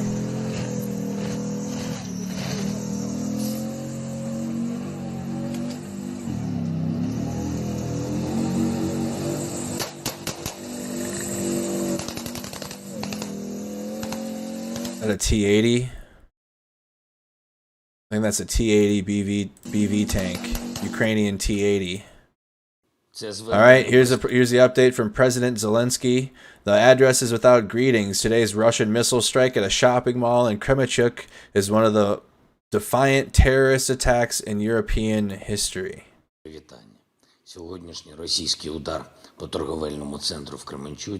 This address is without greetings. So again, here's the president of Ukraine. Це звернення без привітання. Сьогоднішній російський удар по торговельному центру в Кременчуці – це один з найбільш зухвалих терористичних актів в історії Європи. Мирне місто, звичайний торговельний центр, всередині жінки, діти, звичайні цивільні люди. Перед оголошенням повітряної тривоги там було близько 1000 людей. He said before the air alarm there were about 1,000 people. На щастя, наскільки це відомо, на цей час багато людей встигли вийти. Їх встигли вивезти. Але всередині ще залишались люди, працівники, частина відвідувачів. Вдарити ракетами по такому об'єкту можуть тільки абсолютно відморожені терористи, яким не має бути місця на землі. І це не помилкове попадання ракет, це прорахований російський удар. This is a calculated Russian strike exactly at this shopping mall. Цей торговельний центр. Встановити кількість жертв на цей час поки що неможливо. Спалахнула пожежа на площі понад 10 тисяч квадратних метрів. Рятувальна операція продовжується, але маємо бути свідомі того, що втрати можуть бути значними. Станом на цей час відомо As of now, we know there are about 10 dead and 24 wounded from the Kremenchuk attack on the shopping mall. Вже про 12 загиблих, 24 поранених. Скільки людей під завалами встановлюємо. Усім пораненим Still establishing the number of people under the rubble. Буде надана вся необхідна допомога. Київські лікарі вже вирушили у Кременчук. Міністр внутрішніх справ на Kyiv doctors, so doctors and resources from the capital are being sent. Координуватиме всі необхідні дії. Мої співчуття рідним і близьким загиблих в цьому страшному теракті. Я прошу кожного і кожну завжди, коли ви чуєте сирену повітряної тривоги, будь ласка, виходьте в укриття. Not to be complacent. I'm sure more than certain lots of Ukrainians at this point in the war, when they hear the siren go off, they're probably not, it becomes a part of your everyday life. Anybody that in the chat that's been deployed overseas or has been in the military, whatever military branch you've been in, and if you've been on a fob and you've taken indirect fire and they're like, incoming, dawn, IBA, Kevlar, like you sleep through it. Just sleep through it. So, and he's trying to urge his people that despite, you got to take cover in the shelters when you hear the air raid alarm going off. Обов'язково. Can't be complacent. Не ігноруйте. Росія не буде зупинятися ні перед чим. Сьогодні вранці я звернувся до Сполучених Штатів Америки із закликом визнати Росію державою-спонсором тероризму. Відповідна резолюція погоджена Комітетом Сенату США, а юридичне рішення може бути ухвалене Державним департаментом. І таке рішення, очевидно, потрібне, і його має підтримати увесь демократичний світ. Я сказав про це учасникам саміту Великої Сімки, який відбувся в Німеччині. Станом на сьогодні Росія застосувала проти України вже майже 2800 різних крилатих ракет. Кількість авіабомб, снарядів, How many in the chat feel that Ukraine needs more heavy weapons and artillery at this point? Give a comment. Артилерії, які б'ють по наших містах, просто не піддається підрахунку. Їх сотні тисяч за 4 місяці війни.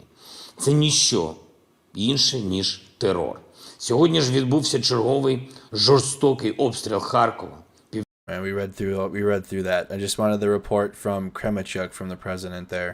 So he said, one more time, 12 dead and 24 wounded right now. That's the latest from Kremenchuk. And then there's still people under the rubble. Именно избавить людей от этих страданий. Russian speech at, what is this about? The number of victims is impossible to imagine. I don't know, is this going to be like a compilation video?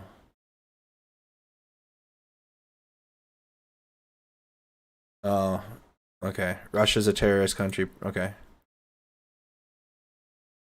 It's not really an informational video, so let's skip that. It's just a compilation of, I mean, it's for sure pro-Ukraine video, but it's not like a video that, it's a bunch of clips and stuff that you've seen. It's like an ad, if you will, like an anti-Russia ad, more so than it is like raw video from the war.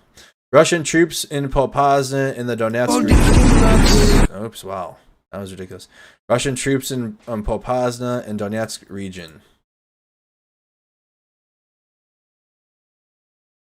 Look at the destruction everywhere. So we got definitely long range. They need some A-10s. As many as they can get.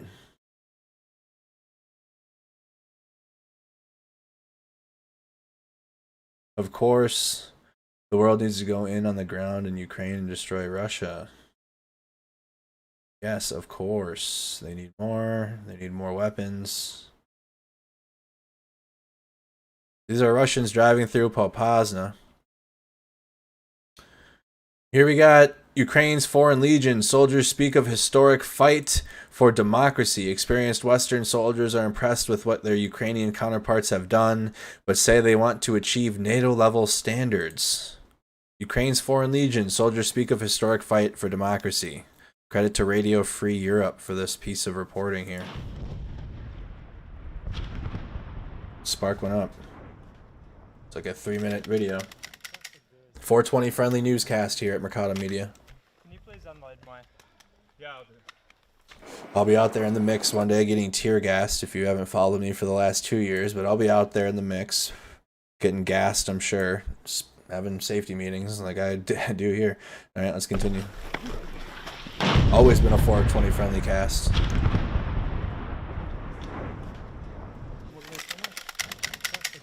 Volunteers from around the world have joined Ukrainian forces since Russia's invasion in February. Can you please unload my... Yeah, I'll do. Radio Free Europe spoke to 2 soldiers.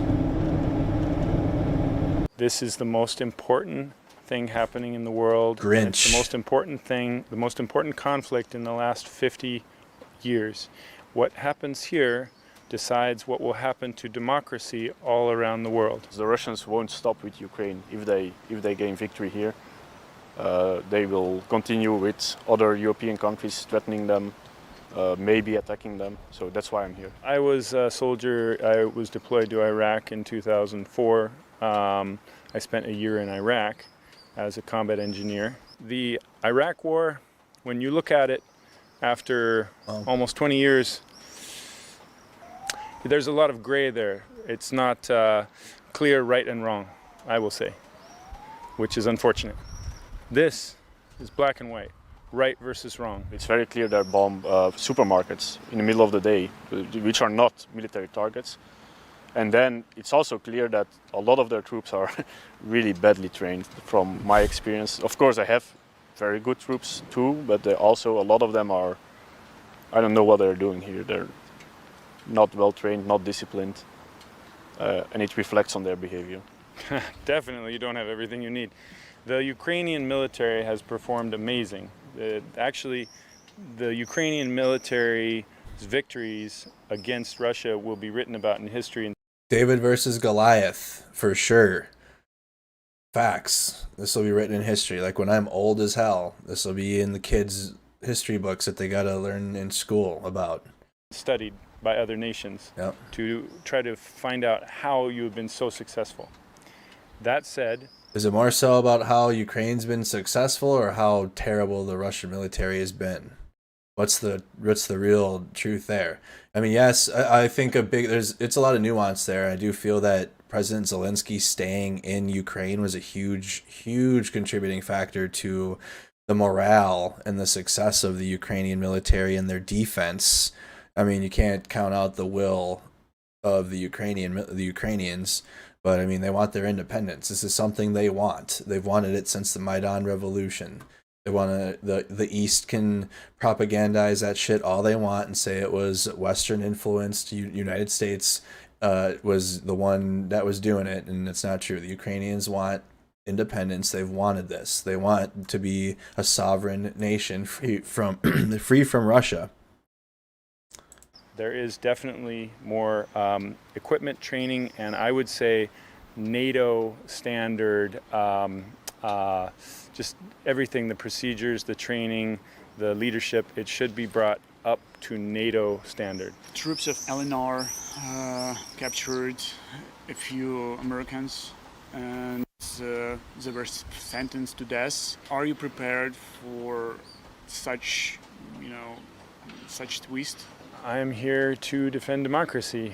I would not be here if I was not prepared to do anything needed to defend democracy. According to the international law, we are Ukrainian soldiers, so we should be considered prisoners of war, which is of course a protected statute according to international law. So they can be judged as normal prisoners. So the sentences are illegal. It makes me really angry, really angry. Those that are saying I don't accept it, and it's so hard for me even on my personal social media. I'm just interested. You can comment while we're going here. We're in the last 15 minutes or so, 20 minutes of the stream, at least. But if you have the take of I believe both sides are wrong, explain that. Explain how Ukraine is wrong. at least. Like, I fully understand how Russia's wrong, but explain how Ukraine is wrong in this situation. For wanting their freedom and independence, for wanting to be free from Russia. Sounds very similar to how the United States was started. Without the help of France, we would have been screwed, and with our independence. But I would think a little deeper there. But I would like to hear your take, though. Why do you feel that Ukraine is at fault at all for this? Really angry. It makes me want to kill orcs. I will point out, it's important to say that no soldier from my unit left. No soldier left after our beloved comrade was killed. No soldier left. We all want to stay, and we want to avenge his death. I like Ukraine very much. I would like to bring my wife to visit the many friends and wonderful people I have met in Ukraine. I look forward to seeing Ukraine after the victory, when we have kicked all the orcs out. Kicked all the orcs out. Get them out of there. I don't do POW videos. Belarusian volunteer engaging Russians with his saw, which is a squad automated weapon, belt fed, fires 5.56 rounds. 5.56 belt fed a full send. I personally prefer the 240 Bravo. The squad was just a little, the saw was just a little too small in my hands. Отходим.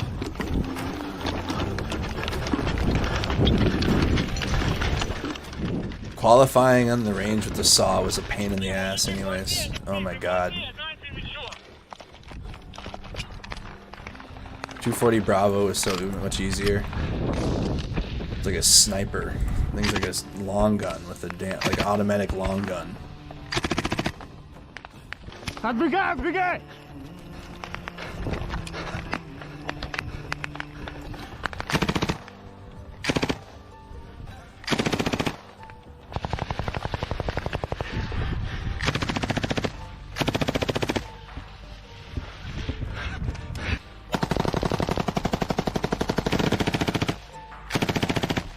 So they got a saw, looks like an AK-74. Все ушли!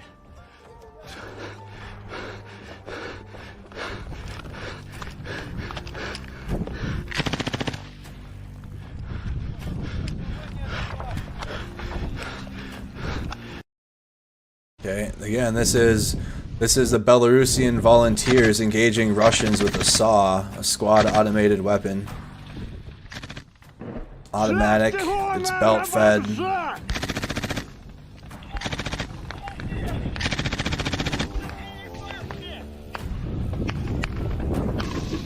Отходим!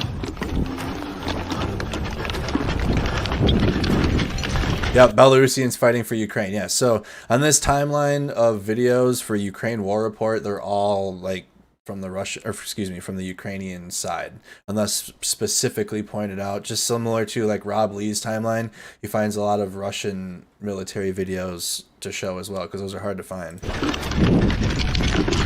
So on this timeline of war videos, it's mostly from the Ukraine side perspective, because I like to show both.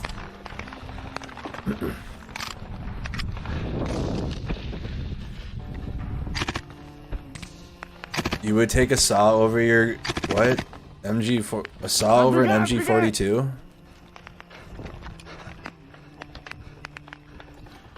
What? No, in the U.S. Army went from an M60 to a 240 Bravo.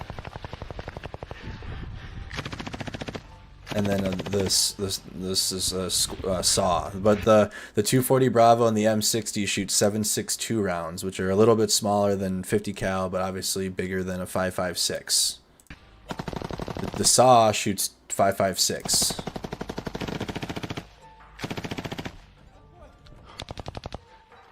That's 5.56 NATO rounds, which are similar to civilian 223s, right? Not a civilian arms expert. That's similar to 223s, correct, for civilians?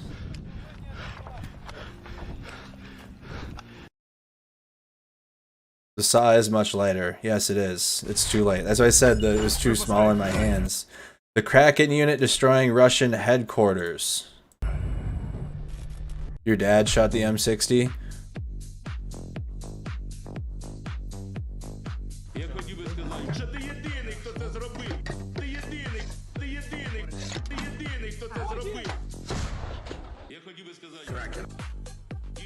Kraken unit destroying Russian headquarters. This is their special this is a much clearer video than the other one.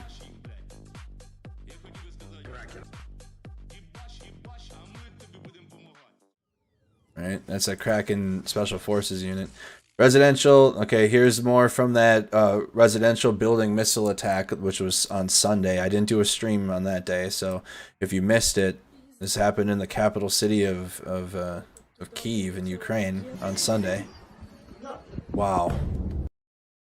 So you got people that are back in Kyiv. I mean, the U.S. Embassy is back in Kyiv. People are moving back and whatnot. And war hasn't stopped. I feel like even people that are moving back into the capital of Kyiv are some complacency is going on. There was a cruise missile just landed. Yeah, and that was on Sunday. Babushka's mother of Putin sent a clear message to the USA and the West. We will punish you with the ruble. The declarations follow Russia's defaults of foreign debt for the first time since 1918. Мы отряды Путина предупреждаем весь мир. Не покупайте эти доллары, они нам So these are babushkas не нужны. For the Russian side. Мы будем только своим рублем пользоваться.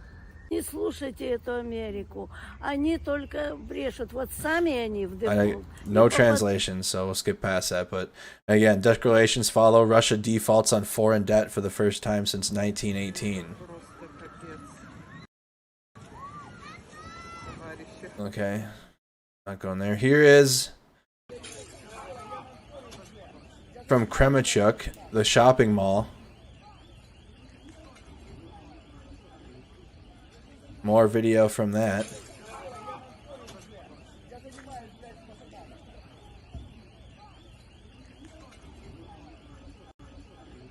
And then here's even more, if you missed it. This is all from the Kremenchuk shopping mall.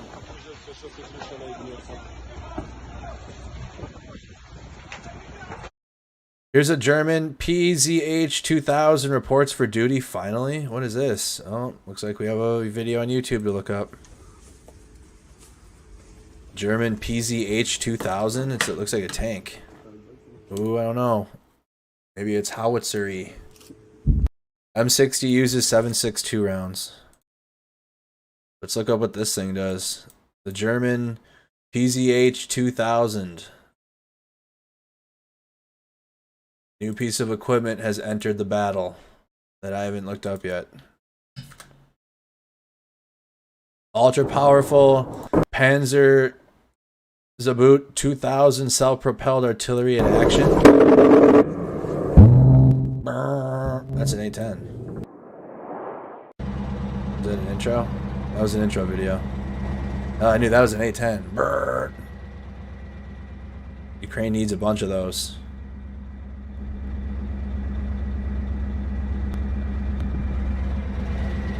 Okay. Interesting spot they have the...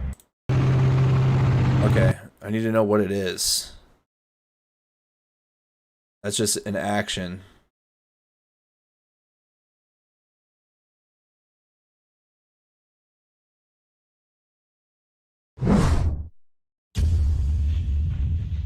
Are you going to talk during this one? I need information.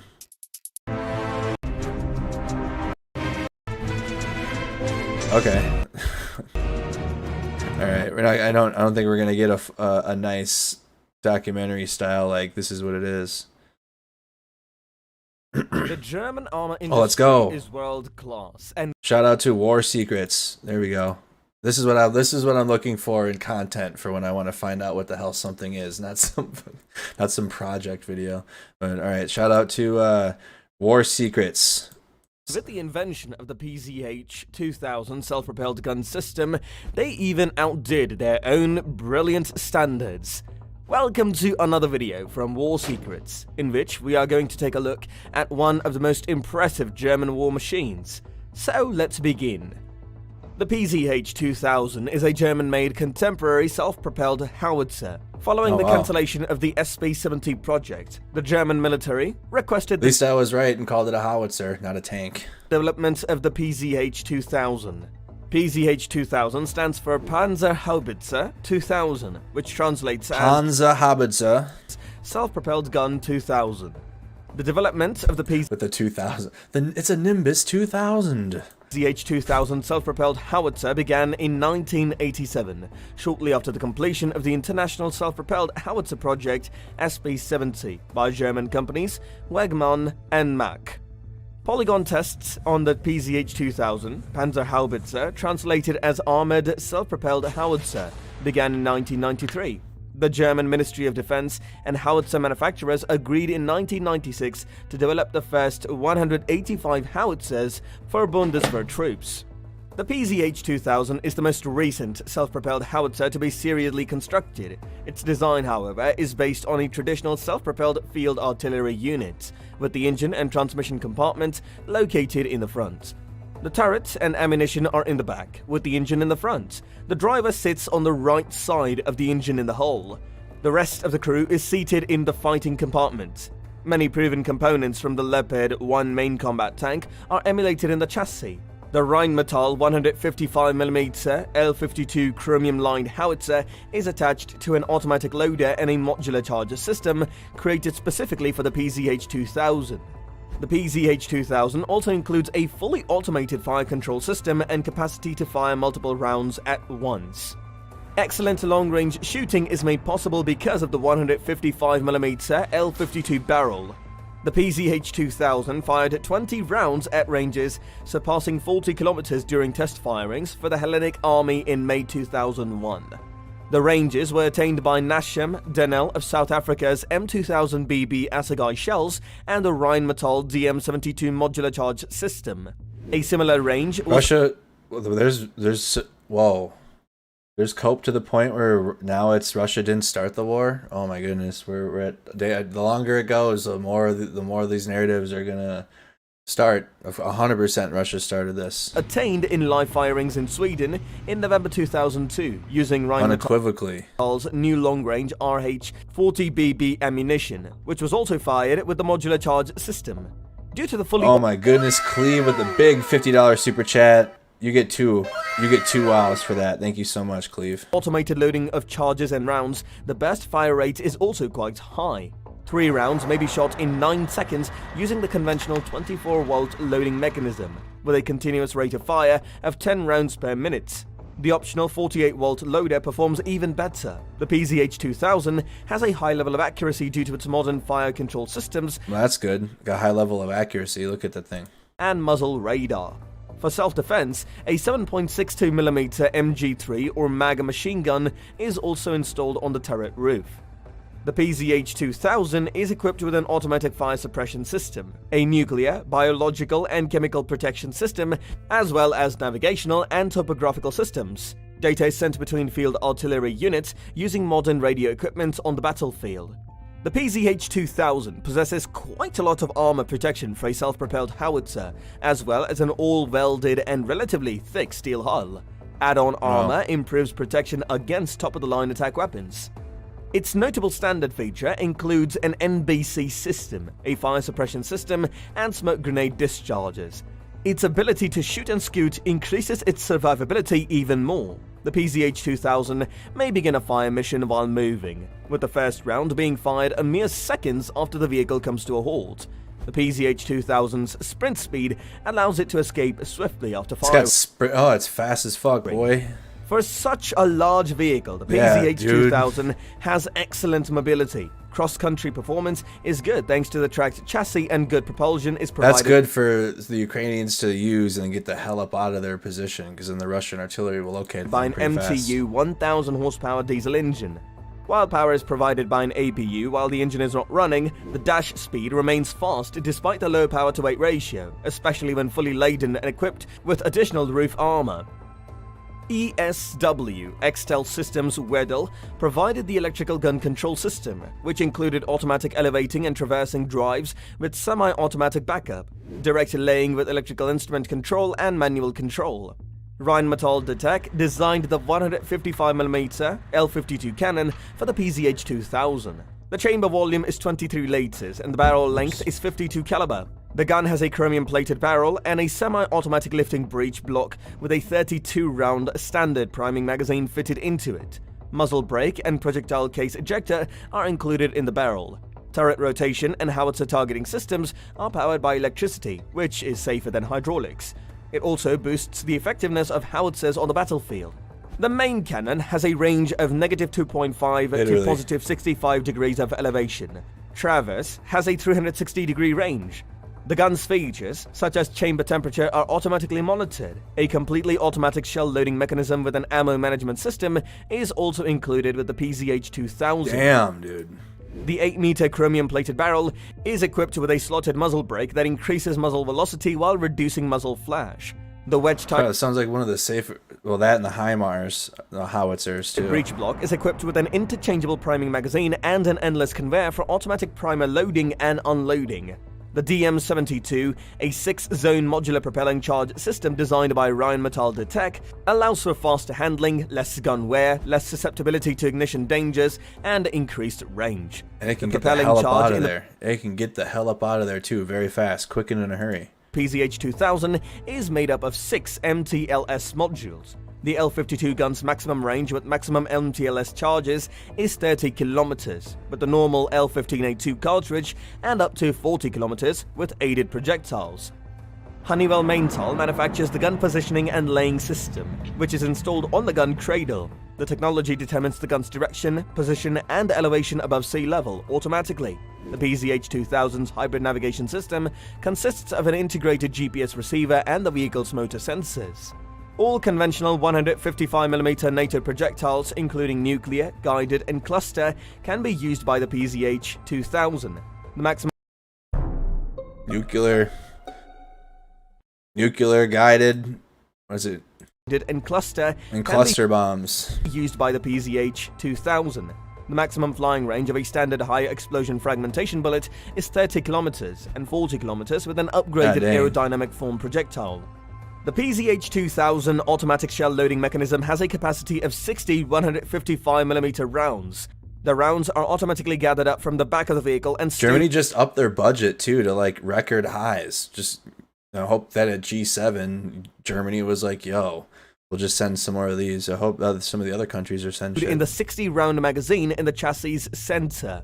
Brushless electric servo motors produced by MOOG power the shell loading system. Pneumatically driven flick rammer, automatic digital control, ammunition supply management, and inductive fuse setup are all included in the automatic shell loading system.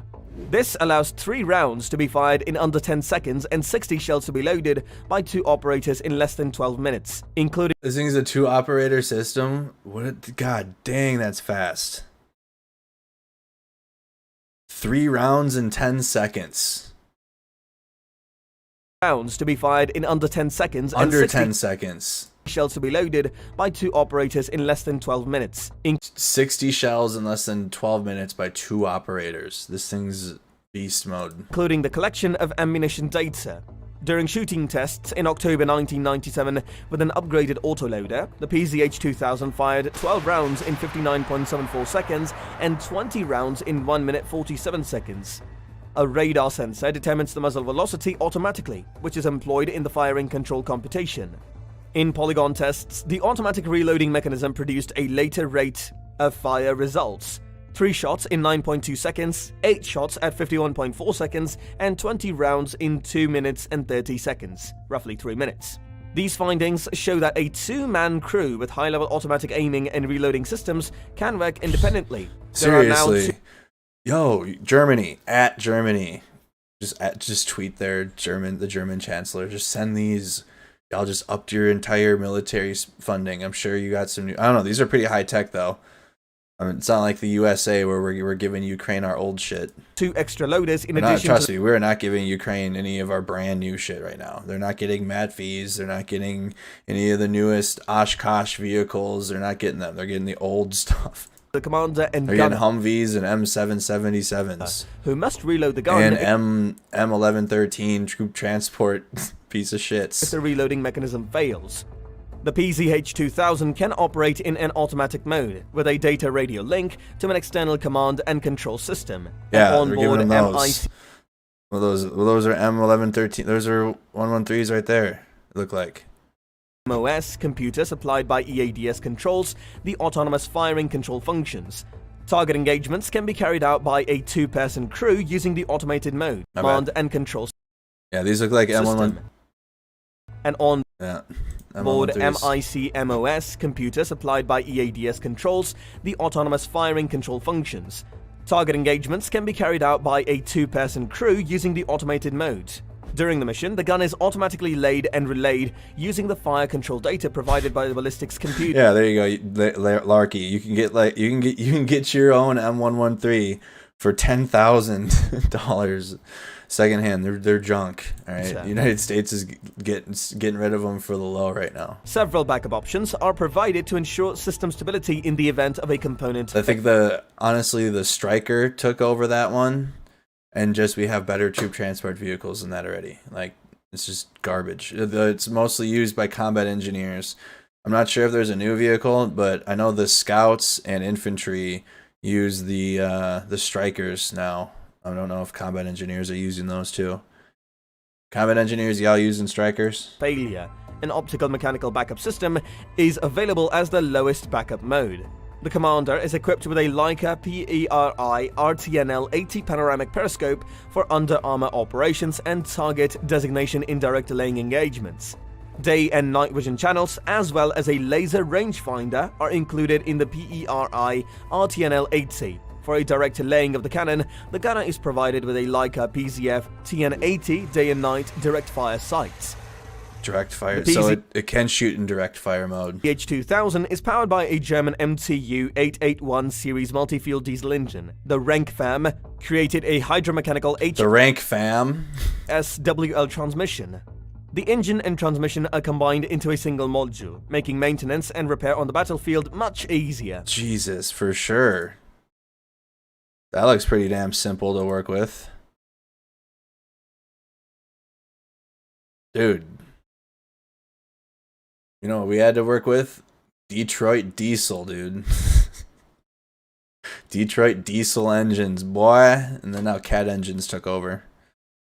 Cat bought out Detroit diesel for the U.S. Army. But my God, dude, those Detroit diesel into a single module, making maintenance and repair on the battlefield much easier. Dust. The PZH-2000's 736 kilowatt power pack comprises an 8-cylinder direct injection supercharged MTU MT881 KA500 diesel engine and a 4-speed Rank HSWL 284C gearbox located at the front of the hull. A 420-kilometer cruise range is provided by 3 fuel tanks. When the main engine is shut off, the self-propelled howitzer features an extra engine that serves the crew. The PZH-2000 gets a top speed of 45 km per hour in cross-country conditions. The maximum speed on the road is 60 km per hour. It can handle 30-degree slopes, 1.1 meter vertical steps, and ditches up to 3 meters wide. It fords 1.5 meter deep water obstacles that are unprepared. The PZH-2000 is utilized by several European... So it can traverse. It can traverse roads. So we're watching that. The reason we watched the PZH-2000 or the Panzer Schwabitze, is because now it's in Ukraine. So here it is in Ukraine. That whole little piece we just watched. Whenever I go off into a video like that, it's for a reason. It's because a new piece of equipment that I don't know about has entered the battle from some country. And it's Kremenchuk. Here's more from Kremenchuk, the shopping mall. This is the street that we were on Google Maps earlier in the stream. We were on this street. I'm showing you guys. But that was the biggest happening of the day. It would be the Kremenchuk. Here is a DSK heavy machine gun, a last stand, Severodonetsk. This is the Ukrainians' last stand. Supposedly. That's a short video. Unclear. Let's go to the newest quick, and I think that might wrap up, and then I'm gonna have a safety meeting, and I will be live after this stream, streaming an RTS. Едет Ваня в красной шапке. Oh, this is the tank video. It runs over mine. I was like, what in the hell is going on? That's the ammunition depot in Luhansk. We saw that video. Oh, wow. Destroyed Russian helicopter by paratroopers of the 95th Brigade. Over the... This is a different angle. Over the wheat fields.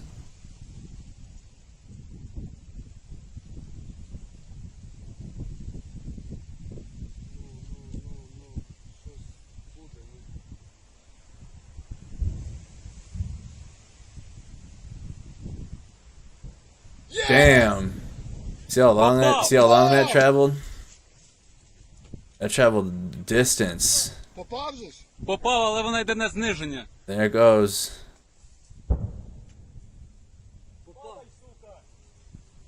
It's going down.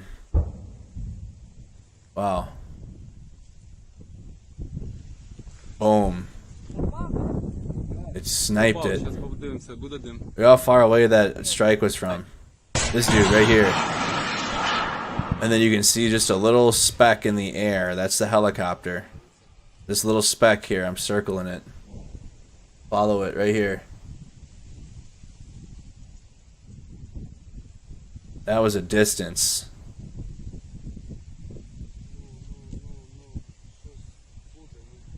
So right now, according to our poll, who do you feel is winning the war? According to 353 votes, 33% feel Ukraine is winning. 33% feel Ukraine is winning. 23% feel Russia is winning. 31% feel neither are winning. 14% are unsure. All right. That's the mall, the babushkas. Here's another angle of that ammunition depot that was hit yesterday. It was 22 hours ago, so this would have been Sunday, or yeah, this would have been Sunday. No, I apologize. This would have been Monday. It's now Tuesday in Ukraine, as well as it's now technically early Tuesday morning. So this would have been Monday morning. Yeah, technically yesterday. You know, it's still like Monday night for some of y'all on the West Coast time zones. This was Monday in Luhansk, ammunition depot. Big strike. Big strike in Luhansk Oblast.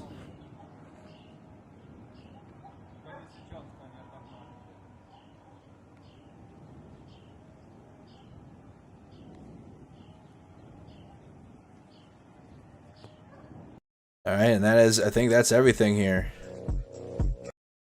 I think that's Ukrainian Buk air defense system going to work on surprisingly close enemy target 19 hours ago. I haven't seen this. This is the Ukrainian Buk air defense system. Oh, that definitely hit a target. That was very close. My goodness. Look how close that was. Hardly even traveled.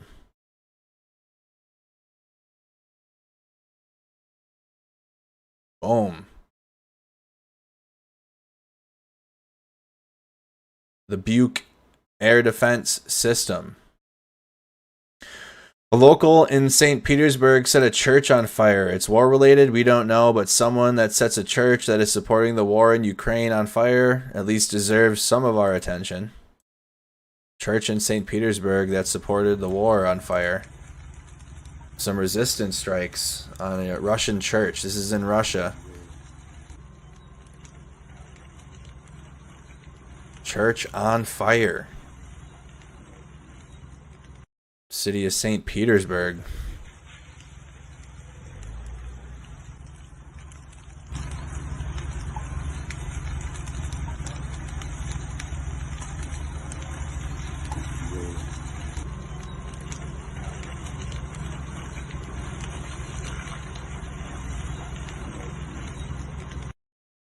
Right, you know though you can shut the you can turn the chat off if needed, but I think that's about it. I don't like to replay videos over and over again. Here's Swiss Pinsgauer Vector is already in Ukraine. Earlier reported that 9 units are... Oh, I need to look into this thing. What is this?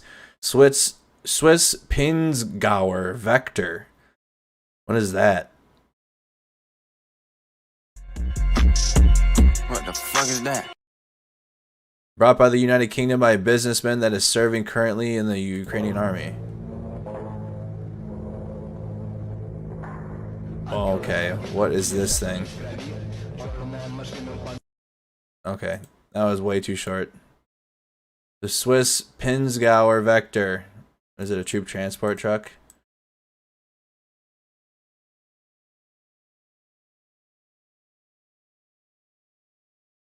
Must know what this is. Wow. Okay. Oh, it's an ambulance. Okay. It's a little guy. Like similar to like a Cayman. Like a MRAP, like a Cayman in the US Army, just an ambulance. Cassavac vehicle. Oh wow, there's civilian versions of it. There's civilian versions of this thing. It's a disaster. NATO's sending their best equipment to Ukraine. Some looks already. It says it's a disaster.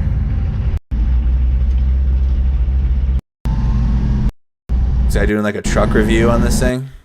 A little help here. I think I'm gonna have to change down, yeah.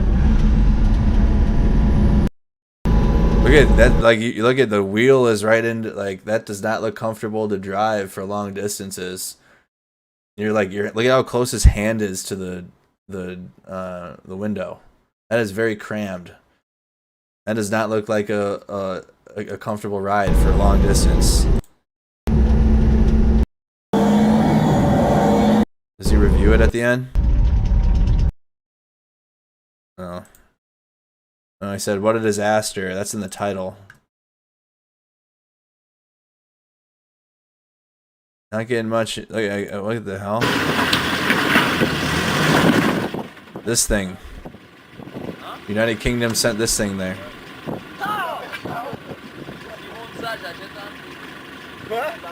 There's a 4x4. There's a 6x6, though. What on earth?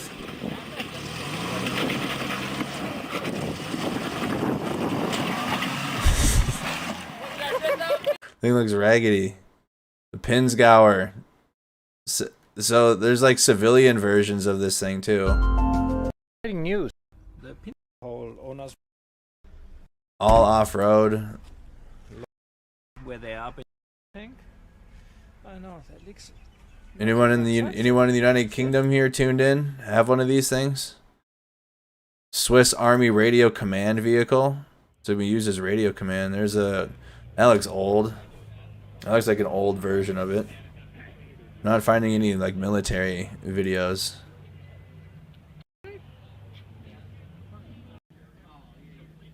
So there's a radio command version of the Pinsgauer Swiss Army Radio Command. So we've seen a medic version of the truck. Radio version. It looks like there's different ways, different uses of it. Different uses of this thing. This is the one that's in Ukraine. This is the same video that we're seeing. So the one that Ukraine has is this one.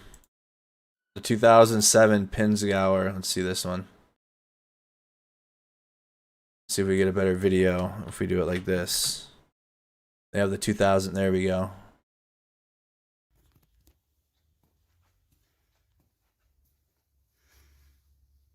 There's so many different ones that they have. This is the straight up ambulance version. This is an ambulance equipped with medical equipment. That would come in handy if they have them like this. Military ambulances get people out of villages quickly.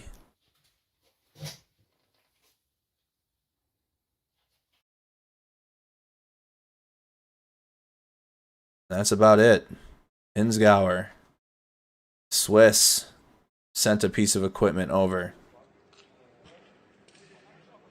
Over the past weekend, officers visited 420 institutions. Let's go.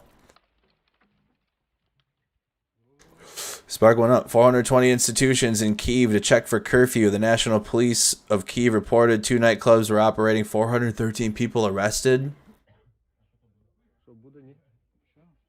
Country at war, but life continues. People trying to have nightlife. Police shutting it down. Not having it.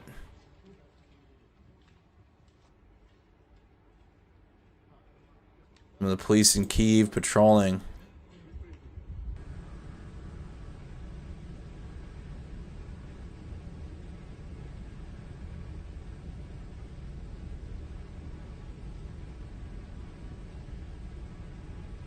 Yeah, 413 people.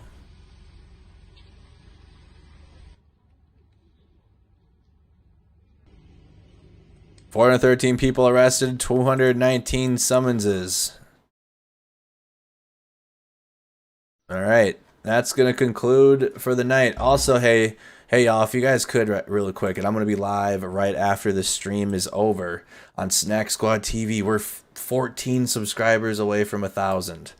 14 subs, and there's like 540 of y'all. If you're interested after the stream, I'm going to be live playing some Call to Arms.